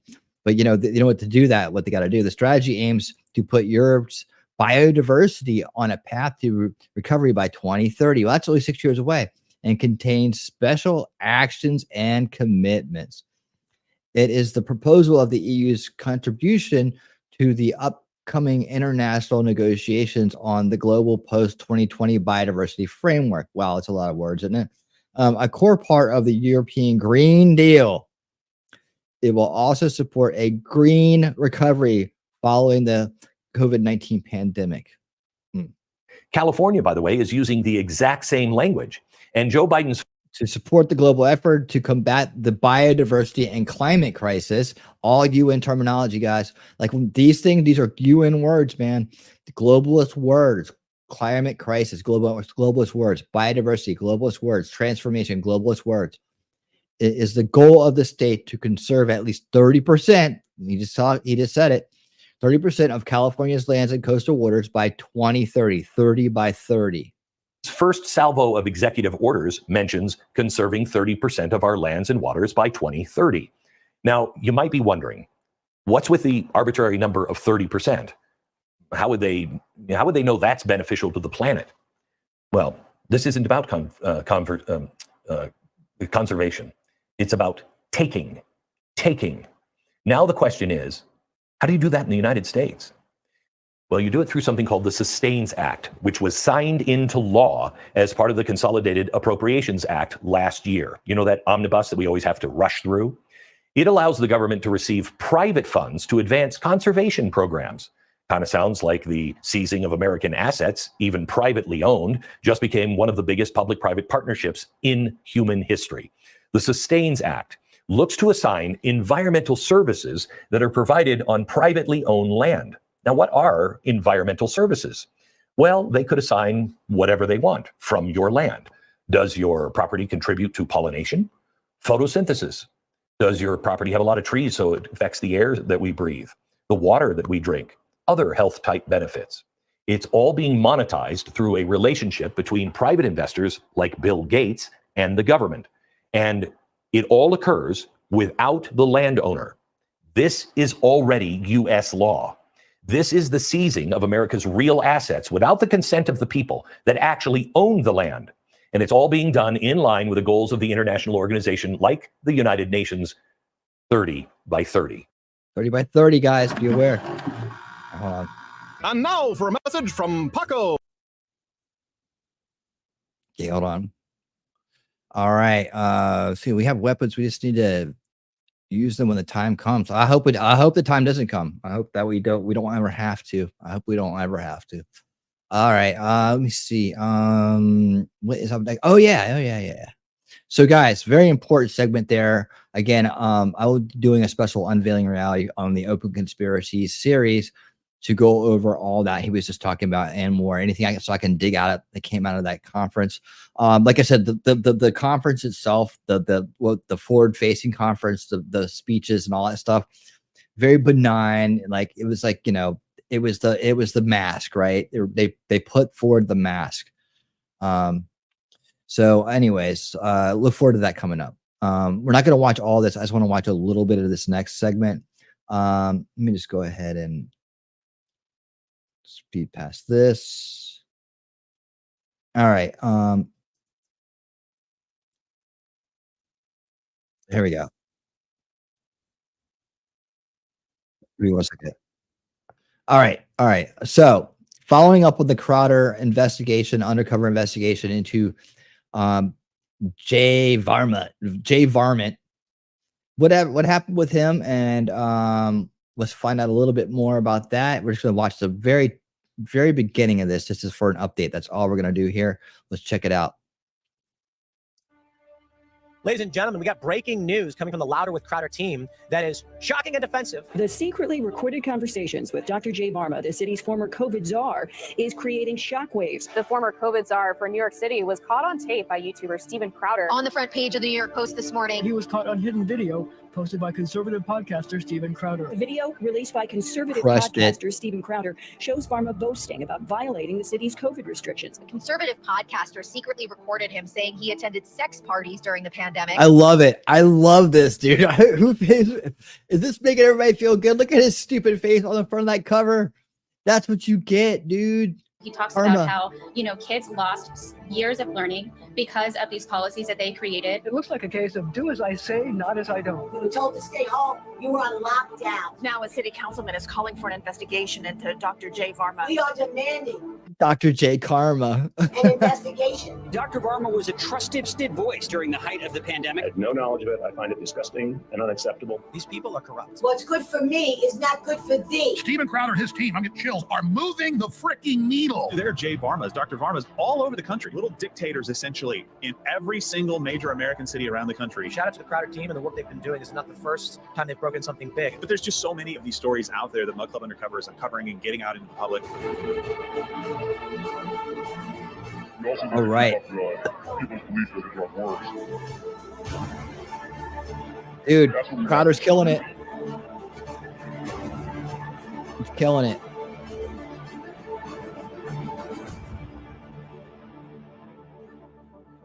All right. Coming Thursday, we will go over that report. We'll go over that update there. So hell yeah. Hell yeah. Hell yeah.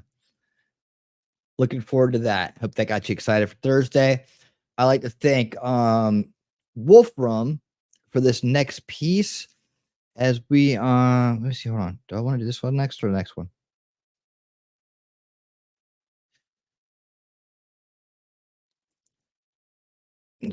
Okay, as this is very key. This is like a debunking, if you will. This is a debunking. Thank you to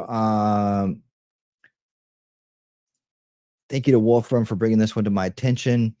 So you're hearing a lot now, right? Okay, that one of the biggest things they got the useful idiots, the establishment useful idiots out there barking about is a Roe v. Wade, right? They're all upset that they don't have federal authoritarian power to dictate everything from Washington over to the states. That's not the way we're set up. That's not the way it's supposed to work. We put the abortion issue back to the states, and that where it should be, and that's where the debate should take place, state by state. And if you don't like how your state turned out, you can go to another state. That's the way it works. That's the way it's supposed to work, right? But what a lot of people want, and what they've grown up, I guess, in just a lack of information, lack of education, lack of knowledge, boxed into the establishment narrative, they do not understand this about the United States. They basically want Washington to be a dictator, but they want to call it democracy, right? To them, that's democracy, is force coming from out of Washington. So they get on this pro-abortion stance. It's not even pro-choice anymore. It's pro-abortion. You notice how they've kind of dropped pro-choice a little bit. It's pro-abortion. And the people that are pro-life aren't necessarily anti-abortion. They're actually really trying to find a way to just safely regulate it and make it what it's supposed to be, a medical procedure for very crisis kind of situations, right? It's not supposed to be a form of birth control. Yet that's how the left wants it, so they can go out there and be free willy and just not be responsible with themselves, their bodies, that they want choices that they want to control over, right? They don't want to be responsible for unborn lives or anything like that, anything they create on their own, right? They want to throw off responsibility like a child. So anyways, one of the big talking points is this Amber Thurman talking point that even Kamala's out there barking about right now. They're saying that, see, we told you this is going to happen. That the Georgia, the new Georgia abortion regulations somehow killed this woman. So let's get the truth about this. And again, thank you, Wolfram, for bringing this to my attention. I wouldn't have seen it otherwise. So thank you so much. Let's listen to this real quick. And you guys will want to take notes on this. So if you want to debate this issue with somebody, or they bring it up, you'll be able to shred them with the truth. Let's hear. Politico came out yesterday and said there was a woman after Roe was reversed who lived in Georgia, which Georgia had adapted and passed. Their state legislators had passed the 6-week abortion heartbeat prevention law, which, by the way, Donald Trump now opposes. Donald Trump didn't have anything to do with this law. Trust me, was not helpful at all.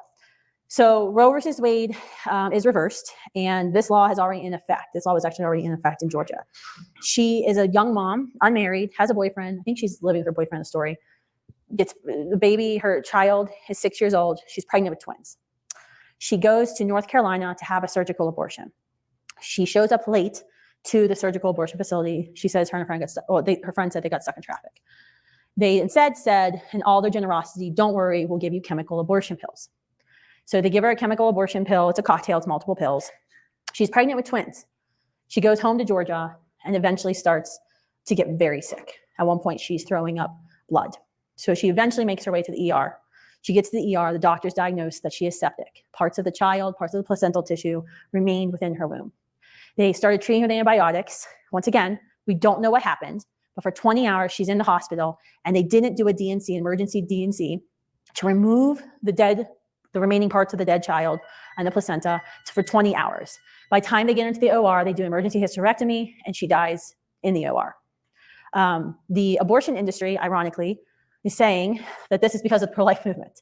The pro-life movement forced this woman to drive to North Carolina, pay an abortionist for abortion. The abortionist doesn't actually do the abortion, gives her pills and sends her home, even though the pills that she has and she's given have a black box warning that are very specific about signs of infection, because that's one of the biggest risks of chemical abortion. What, your magic abortionist didn't do what you wanted to, even though you drove to a state where you can do it and whatever? You can pass the fact that you're past 6 weeks or whatever it was. Maybe that, I've heard that's not long enough. I think that's the way Trump feels about it. Maybe it needs to be slightly longer. I don't know. I've heard different stories about that, especially when it first came out. That, you know, you might not know, but I mean, if there's actually just leftover parts in there, but maybe that she was, I don't know how far along she was, but let's listen. Pills. She goes into an ER. We have no idea what's going on in the ER because the doctors have refused to talk, and she dies, and suddenly it's my fault. Okay. Yeah. What we know is 3 people are dead. 3 people are dead because the woman felt like her only option was to drive to another state and pay someone for a surgery and then eventually drugs to end the life of her twins. There are a lot of things we do not know. Kamala Harris today went from the national press at 2:30 p.m. Eastern time for, I think, just National Black Journalists Association or something like that, and said this woman's death is on Donald Trump's hands. It was a result of Donald Trump. I mean, dude, such a liar. Once again, I've already established that this law was passed by Georgia legislators, who many of them hate Donald Trump. That goes back to the 2021 Senate runoff election, by the way. There's like a lot of bad blood between Georgia Republicans and Donald Trump. So it wasn't really in Donald Trump's hands. He didn't pass the law, and he didn't help pass the law. But it was all his fault. I think we'll see it a lot in the campaign. We know I've done a lot of interviews in the past 2 years, back and forth with reporters looking for cases specifically of women who died in red states to blame red state pro-life laws. But this is not the case. There's a lot of questions. We know that women who have twins or pregnant twins, many abortionists believe they must be given more chemical abortion drugs than when you're pregnant with one child. We do not know if the abortionist did that. We do not know if the abortionist performed an ultrasound to make sure that she wasn't experiencing a ectopic pregnancy where the children are lodged in a fallopian tube, which could kill her. We know the fact that the abortionist didn't give her aftercare because he didn't perform an ultrasound after the chemical abortions were supposed to take effect to make sure the contents magical doctors know everything. Why didn't he give her the ultrasound? Why didn't he have to give her the ultrasound? Well, in December of 2021, the Biden-Harris FDA removed all of the REMS, the risk evaluation mitigation strategies, off of chemical abortion pills in America. Who did that? Who? Hold on. Who did that? Removed all of the REMS, the risk evaluation ultrasound. Well, in December of 2021, the Biden-Harris FDA removed all of the REMS, the risk evaluation mitigation strategies, off of chemical abortion pills in America.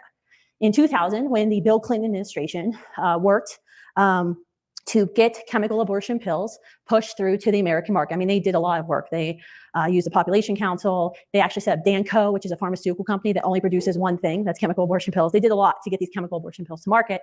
They used an AIDS protocol to rapidly approve chemical abortion pills.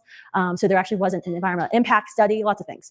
Even the pro-abortion Bill Clinton administration in 2000 attached REMS to chemical abortion pills, a literal black box warning abortionists that these drugs can kill. These drugs are very dangerous. The largest risk is sepsis.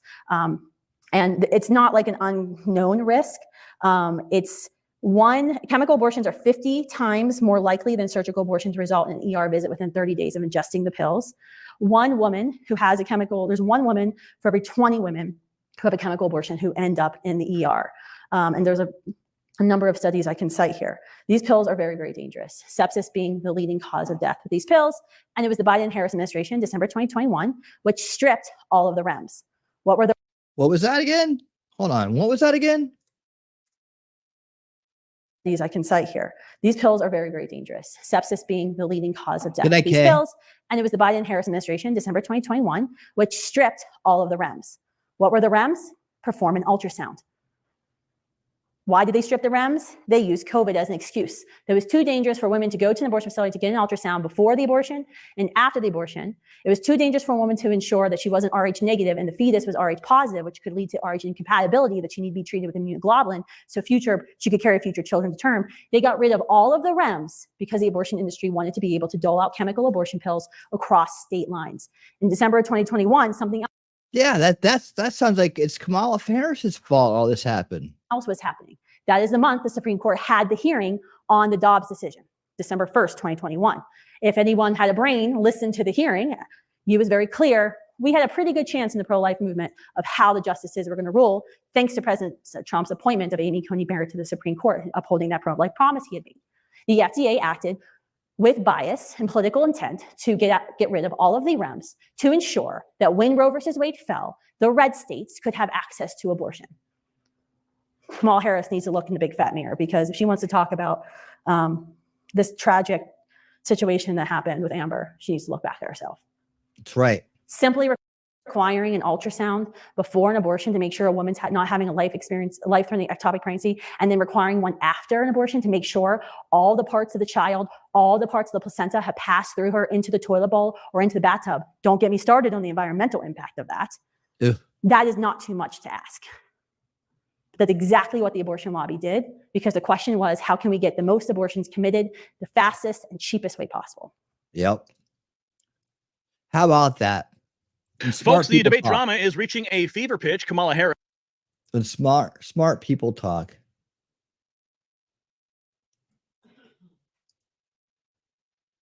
Let me see. I think I'm gonna skip that one for now. Okay, let's get to the immigration issue here. We got a few on that. We're coming up on the 3-hour mark, so I want to try to.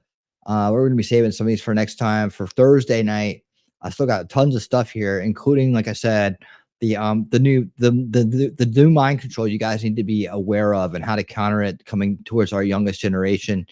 It's something it's even worse, right? So you take everything combined and you add this brain rot syndrome into it, and it's like, holy shit. So you protect your grandkids, protect the young ones, talk to new parents about this. So that's gonna be Thursday as well. But let's get into a little bit I promised you to update on Libby, the gun store whistleblower.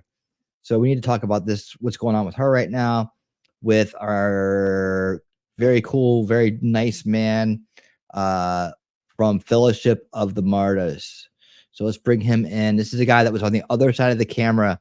If you guys remember this, you'll remember it from the fact that she was the girl in the street with the lip filler that was talking about how she worked at a gun store, and she was being constantly had illegal immigrants or Haitians or other people coming in there trying to buy guns when they shouldn't have been trying to buy guns. So let's check this out. Hey guys, this is Uncle Doug with Fellowship of the Martyrs. Uncle Doug. Good old Uncle Doug. DisasterRelief.com. We're here in Kansas City, and our outpost, outtopastor.com in Springfield, Ohio. I'm doing a follow-up on the video about Libby and the gun store sales and stuff. I talked to her sister yesterday. There was supposed to be a scheduled meeting with her and the ATF and the sheriff on Friday, and that's got postponed. They had originally, in the video, we don't mention the gun store because why? It's easy enough for the ATF to figure that out. And we didn't put her last name because of privacy concerns and stuff like that. The video was shot in London, Ohio, 15 or so minutes away from Springfield. Libby's from Springfield, but we had just come, if you watch my other videos, we had just come from a biker charity benefit for a little kid who was having to go have chemo, and like 250 bikers showed up from like 13, 14 different clubs. And Libby's sister was running a food truck next to Barron's food truck. Barron spoke at the city council meeting. Videos of him are going viral. Anyway, and he called me because we're partners in ministry to come out and help him with all the media contacts. So it was after that charity run. We were in London, Ohio, at a clubhouse of one of the groups that was there, where I ran into Libby, and she was telling me, I've been asking everybody, hey, you have anything to say about what's going on in Springfield? And she said, this stuff about the gun store. And I said, you willing to, how brave are you? She said, I'm real brave. And I said, are you willing to be on video? She said, yeah. So we videoed it. I said, videotaped. There's no tape. We don't tape anything. We videoed her testimony of working at the gun store. When that got uploaded, probably within 3 or 4 hours of going live, we had other news agencies, because Barron and I were showing shoot a half a dozen or more different reporters around homeless camps and talking about the situation in Springfield. And so when we released it, they either re-released it or linked back to our stuff, and it pretty quickly started getting traffic. Within 3 or 4 hours, she gets a call from the ATF and the sheriff, and they're threatening her with like 16 years in federal penitentiary and all this stuff. Well, today is Sunday, the 22nd of September. Friday, day before yesterday, I talked to her sister about how's it going? Did she have the meeting? What's going on? Well, the meeting got postponed. She had to hire an attorney. And the good news is a director level Ohio ATF officer, high level, called her and said, I don't know which field agent called you, but you are not in trouble and we are not coming after you. And I will not allow you to come to any harm. And do not have a meeting with anybody without me there, and make sure your attorney's there. And if anybody asks you anything, just say no comment. And we do want to know what you know. We do want to talk to you. We've had problems with this particular place before, and we'll get to the bottom of all that, but you're not in trouble. So that's good news. We're a homeless shelter, a food pantry. We've been working. I didn't want to find out that Libby went to jail because of us in this video. We have been offering, if anybody wants to donate, to get it straight to Libby. 100%. We'll even eat the fees from PayPal or credit card or whatever. And make sure that she gets that information here at the end too about she has. So far, there's been less than $400 that's come in, but that's an hour or two of lawyer pay. So this isn't something where he's going to have to go to court with her or whatever. It's just represent her in this hearing, this discussion. It's not even a inquisition or a questioning. It's just whatever. Anyway, so hopefully she doesn't come out hurt by this. The video now has 350,000 views on our channel, but it's got picked up other places that are in crazy numbers as well. Some of them removed the outtopastor.com at the bottom, which they weren't supposed to, because I asked, please don't remove attribution. And it's a really weaselly thing to do, to take credit away from somebody else that actually did shoot the video. So it's the original video. It's here on FOTM1 on YouTube. I gave you credit. Social media, TikTok, FOTM1, where we've loaded up Fellowship of the Martyrs. We are 1%er Christians trying to mean it all the way, caring for the poor, reaching out to folks in need. We have a big warehouse of stuff where we can help people. If their house burns down or whatever, just bless them and put them back as best we can. Anyway, that's who we are. Our heart is right in this, just to try to get to the bottom of it. There have been some indictments in Springfield. The guy with the temp agency that was bringing a lot of the Haitians there and double dipping, he was paying them to work for big companies, because some of the manufacturing companies in Springfield wanted 12, 14-hour everyday employees that they could pay minimum wage and work like a dog. And but they would come and then double dip federal benefits as well. And so a lot of reporters. You hear that? You hear that? So like a lot of those Haitians that came there, they were being brought in, right? Specifically to this town. Right? This temp agency was double dipping off them, and then working them like slaves, working them long hours for low pay, and then double dipping into the federal funds. Because of the whole people eating cats thing, which was never really the thing, and more rumor than reality. But ducks and geese out of the park. Yeah. Okay. But it did bring a firestorm of reporters down on Springfield and government people to get to the bottom of what's really going on and to bring some relief to that town. It was never about race. Springfield's always been very diverse. At the town hall with Vivek the other night, people kept saying that's not the problem. The problem is the quantity of people and the limited resources. There isn't a 65,000 person town anywhere in the country, anywhere in the world, that could absorb another 25,000 people landing on them and not having a whole bunch of problems with resources and long lines and whatever. And if it's a cultural difference on top of that, that makes it even worse. Anyway, so the good news is I'm not worried about Libby anymore. If you do want to give, I'm going to put her Cash App so you can give directly to her in the description of this video. Or you can go to fellowshipofthemartyrs.com and go to how to donate and donate there on if you have Venmo, PayPal, credit card, whatever thing other than Cash App. And make sure that you say this is for Libby, and we'll get it straight to her, because we get donations for other things there too. But if you say this is for Libby, we'll make sure and get it directly to her. Thanks for watching. Thanks for listening. God bless you all. Thanks for the traffic. If you subscribe to Fellowship of the Martyrs, we're not all about gun stores and Springfield, Ohio all the time, but we are right now. There's a lot of other good stuff on there that you're not going to hear in churches anywhere else, about how the church maybe needs to stop buying chandeliers and pipe organs and care for the poor, and how to hear God better, and the reality of the walk with Jesus and what it should be. So stay tuned, hang around. God bless you. Subscribe to the channel, FOTM1 on YouTube, if you get a chance. We're the ones that shot the video, despite anybody else putting it out there. And we may reach out to some of those people and ask them to please, it's not right to remove attribution It's not, dude. Yeah, and thank you for that, man. Thank you for putting these videos out. Totally appreciate it. I was lucky enough to catch that video early and get it to you guys early, so we were on the cutting edge of that information. Not that I try to be first to market at all, but just one of those times where, me carefully combing through things, I found a gold nugget there in that report by Libby about that gun store, and now you see it's gotten some traction, so it's out there. All right, so that's that, and I put that there so that I can show you. I think this is the one. Let me make sure. Hold on. If not, I just, actually, you know what I want to do really? So I really just want to kind of. We may see this twice, but I'm okay with it. Let me go to Vivek's X page real quick. So you put this out. Is this it right here? Because he has the short clips that we're here at this show. All right. I'm gonna do 2 quick Vivek clips as we ran here to the 3rd hour. It's almost Wolfram's bedtime, so that's why I try to time my my streams on Tuesdays and Thursdays within that range here, because we still have more left over for Thursday as well. So and we'll go into more of the I had a lot put aside tonight for what's going on in New York City. Chicago gangbangers lash out against Democrats and funding illegal immigrant gangs. So the hood's spinning up. Gangbangers there ain't liking it, and they're gonna be like, you know what? We're gonna show you guys what it's like to come deal with us here. And I got some other stuff from Vivek and a really good piece from a few other things. Yeah, so I have some more of that. Again, the part of the Gen Alpha mind control, brainwashing that's going on and what's doing to those poor kids. Other things I want to cover on Thursday. So I'm going to save a lot of that for that. Let's do some quick hits with Vivek, and then we're going to get on out of here for the night. Let me go ahead and pull this down and just go over to Vivek's channel, and I'll just take it from there. And again, I might play something similar to this on Thursday, but I want you to hear that on the tail end of what he was just talking about. Okay, just keep that in mind. What was it, Uncle James, or what was his name? Uncle James was just talking about. I can't believe I forgot his name already.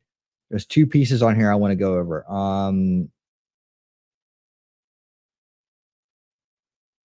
Okay, here we go, right here. Yeah, this is the one. All right. Of Ohio has. Okay, so now listen to the way the CNN mainstream media prostitute frames the same thing that what James is talking about. How you got people that are exploiting Haitians. These companies are exploiting them, right? That they bring them here and they're exploiting them. Seems like a inside hand washing kind of like under the table money deal now, more than anything, where they bring these people that are desperate from another country, tell them they're going to have these jobs. They fill these jobs with low paying wages. And Uncle Doug, thank you, Newman. And then and so it looks like there's a little bit of like an underground kind of conspiracy here, money hand washing, backwashing, backwashing, back scratching conspiracy going on here with these Haitians, as the Haitian Springfield kind of like rabbit hole goes deeper. But listen to the way that she frames it. This pouty little girl here frames it, as opposed to what you just heard from Uncle Doug, who's got the inside scoop about what's going on there. The truth of the matter is, as recently as 3 months ago, or even 3 weeks ago, we as a country weren't really talking about the kinds of issues confronting communities like Springfield in Ohio, a town that's really important to me and to the country. And so what I do think we need more of is focusing on that actual substance. There are people struggling in that community, including not least of whom are even many people who are, I believe, used as political pawns, as migrants in this game. And so I think the more open debate we're able to have on the substance, and the less we're able to fixate on airlifting some particular quote, the better off we're going to be in our discourse. Well, do you think that this debate's been good for Springfield, Ohio, though? I mean, the schools have been closed. There have been bomb threats. Every day, denizens of the place, because of the focus, the national political focus on them. But when this is a group of legal migrants, these Haitians have come here legally. I mean, the Republican governor of Ohio has said as much and said they're taking jobs that businesses in that community needed to be filled. Oh, how uninformed you are. How uninformed you are. I mean, wow, dude. Look at her. she's drunk or something. But yeah, it's just the Ohio, the mayor of the town says that they're Vivek is from an hour from Springfield. He's saying they're taking the jobs that need to be filled. Right? How about they intentionally brought him in to take those jobs and won't give those jobs to anybody else because they can get them cheaper and work them harder and longer hours. And then you got the temp agency guys double dipping and probably kick back in out of that, right? Look, I went and met with many of those Haitian community leaders during that trip myself. I think it's important to get all perspectives. What I will say is this. I think this debate about immigration is in the long run going to be a good thing for the country. We can't sweep under the rug. In a town of 50,000 people, you had an influx of 20,000 Haitian migrants to a community that was unprepared to actually integrate them, migrants who were unprepared to integrate themselves. That's a tough conversation, but it's one that we actually need to be having in this country, and we weren't before. So one of the things I talk about in this book is how do we actually get to solutions on this issue? People skirt around this issue of legal immigration. I'll tell you what I told those Haitian migrants. It was a tough exchange, but one where we actually came out stronger for it. I said, it's my view that if anybody enters this country, the United States generally should not admit somebody who's going to be a client of the welfare state, somebody who's going to be a recipient of government assistance. I don't think the U.S. policy should admit those immigrants, legally or not, into the United States of America. And in that exchange, the people on the other side, they thought about it. They said, you know what? That's a fair policy. That's constructive. And I think a lot of these migrants came for jobs, right? I mean, people that are working in the manufacturing. I mean, how would you know? You're out at the party, hey. Roles in the city of Springfield, which is why they're there, are not. No, they came for the jobs that they can get exploited at, by the mayor and the temp guy. Are not what you just described there. Well, actually, I respectfully disagree. When you look at the rates of usage of welfare, Medicaid, et cetera, I think it's a reasonable immigration policy for the U.S. to set that if you're going to come to this country, we want people who are able to speak the English language that's broadly used in the United States and able to stand independently without relying on government assistance or the welfare state. That's the kind of debate we need to be having. If people believe that we should admit migrants who are going to be reliant on Medicaid or welfare, then they could represent that view.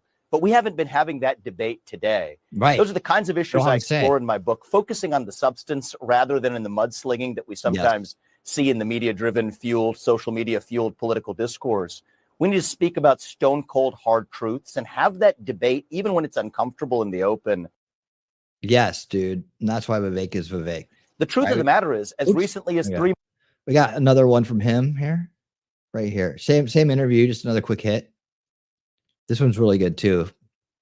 Is a big part of the uptick we are seeing in anti-Black racism and anti-minority racism, and we are seeing that uptick in the country, and it worries me, is a response to the anti-racist policies that have increased race consciousness in this country over the last several years.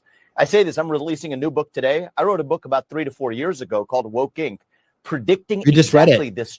We just read it, We just finished reading it. Yeah. 4 years ago called Woke Inc., predicting exactly this trend. And that's my concern with race-conscious policies. There is no better way to create racial animus in this country than to take something else of value from somebody else based on the color of their skin. That's a prediction I made in my first book several years ago, and I'm sad to say that has come to transpire. And that man and I had a great exchange. I also think we need more of that in this country. We had several hundred people come out, about 2,000 people RSVP for that event in Springfield, which tells me people across this country are hungry to be heard. And that's how we get our country back, through open debate, free speech, and open dialogue. And that's the core thesis of the book that I'm putting out today. So, Mr. Ramaswamy, I understand you're making this argument about raising race consciousness from the left, and that's one way you put it in your book. But I do want to kind of circle back to some of the things that we're hearing from your party, from your Republican presidential nominee who has been traveling, for example, with Laura Loomer, who wrote on Twitter, quote, look at Vivek's face. He's like, oh God, not the Laura Loomer thing again. It's like, God, like, he's just like, why do I get such dumb questions from these people? That's what he's thinking right now. But you watch how he masterfully handles it, even though he's probably so sick of it. If Kamala Harris wins, the White House will smell like curry, and White House speeches will be facilitated via a call center. Marjorie Taylor Greene came out and said that was racist. Do you agree with her? Look, I'm against identity politics in all of its forms, whether it comes from the left or from the right. I've been crystal clear on that. I think we need to revive our shared American identity. Yes. That being said, I do think we've gotten into a bad habit where Donald Trump says some word or a supporter of Donald Trump says some word, that gets airlifted out and becomes the story, rather than focusing on the substance of the actual underlying. You see how he did that? He pulled it right back to where it needs to go. Issue. The truth of the matter is, as recently as 3 months ago, or even 3 weeks ago, we as a country weren't really talking about the kinds of issues confronting communities like Springfield in Ohio, a town that's really important to me and to the country. And so what I do think we need more of is focusing on that actual substance. There are people struggling in that community, including not least of whom are even many people who are, I believe, used as political pawns, as migrants in this game.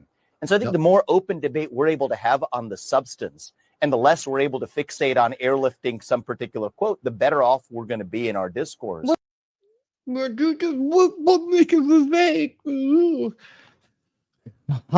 She's a treasure. All right. Let me see. Where we at? 10 after. Yeah, we can save that whole block for next time. I think we're good to go, guys. All right. So hold on.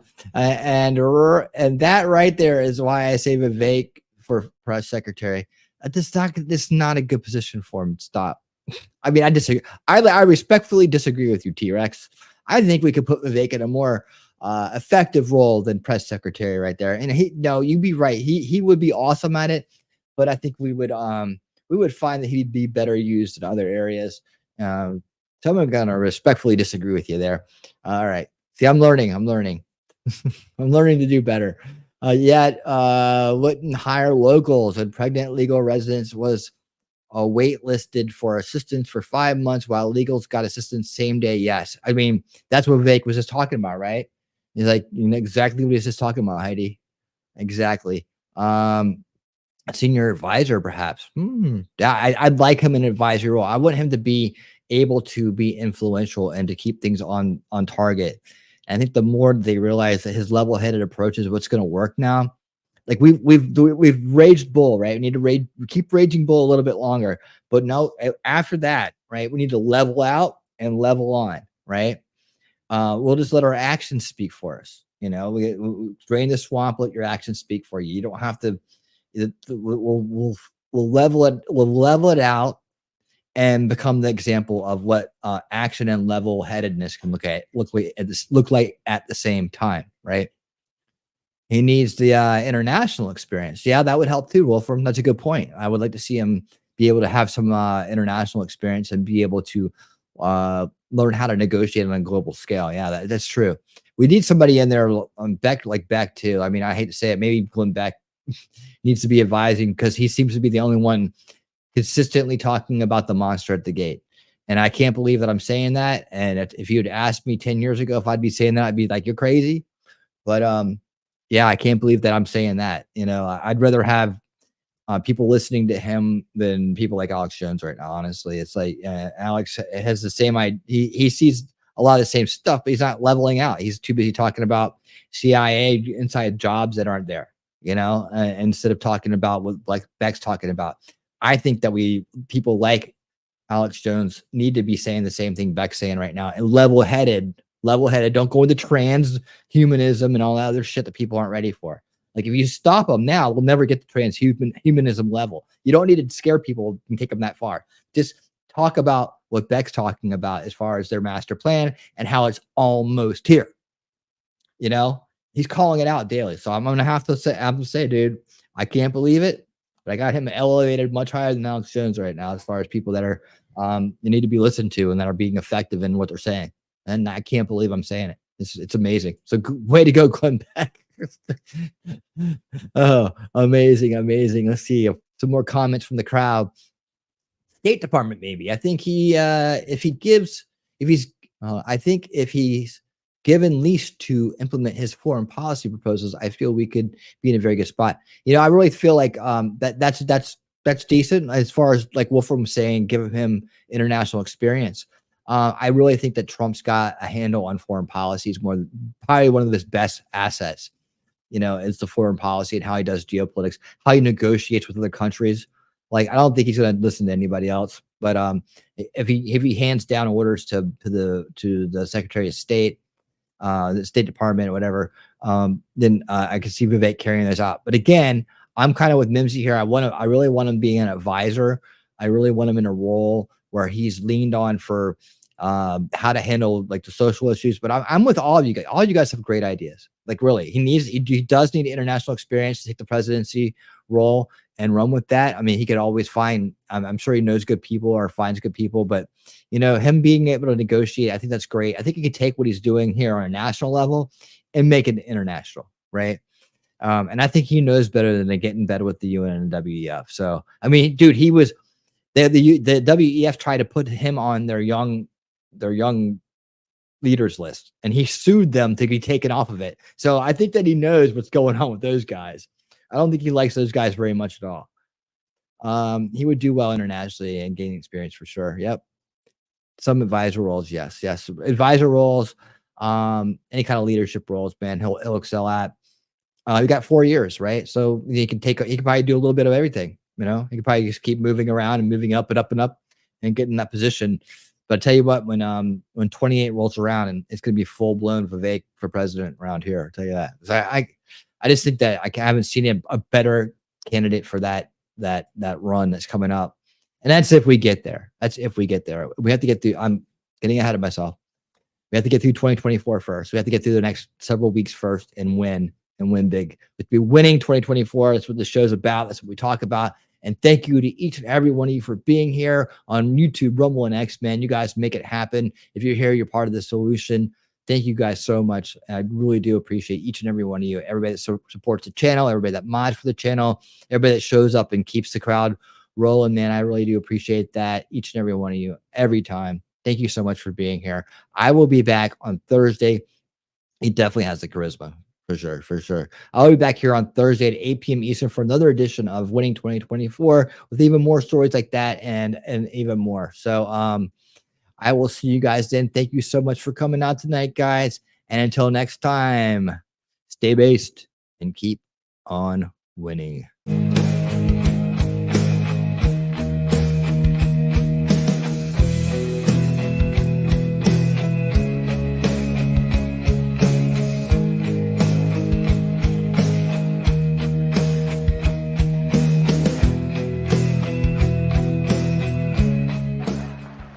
I'm going to leave you with this one final message.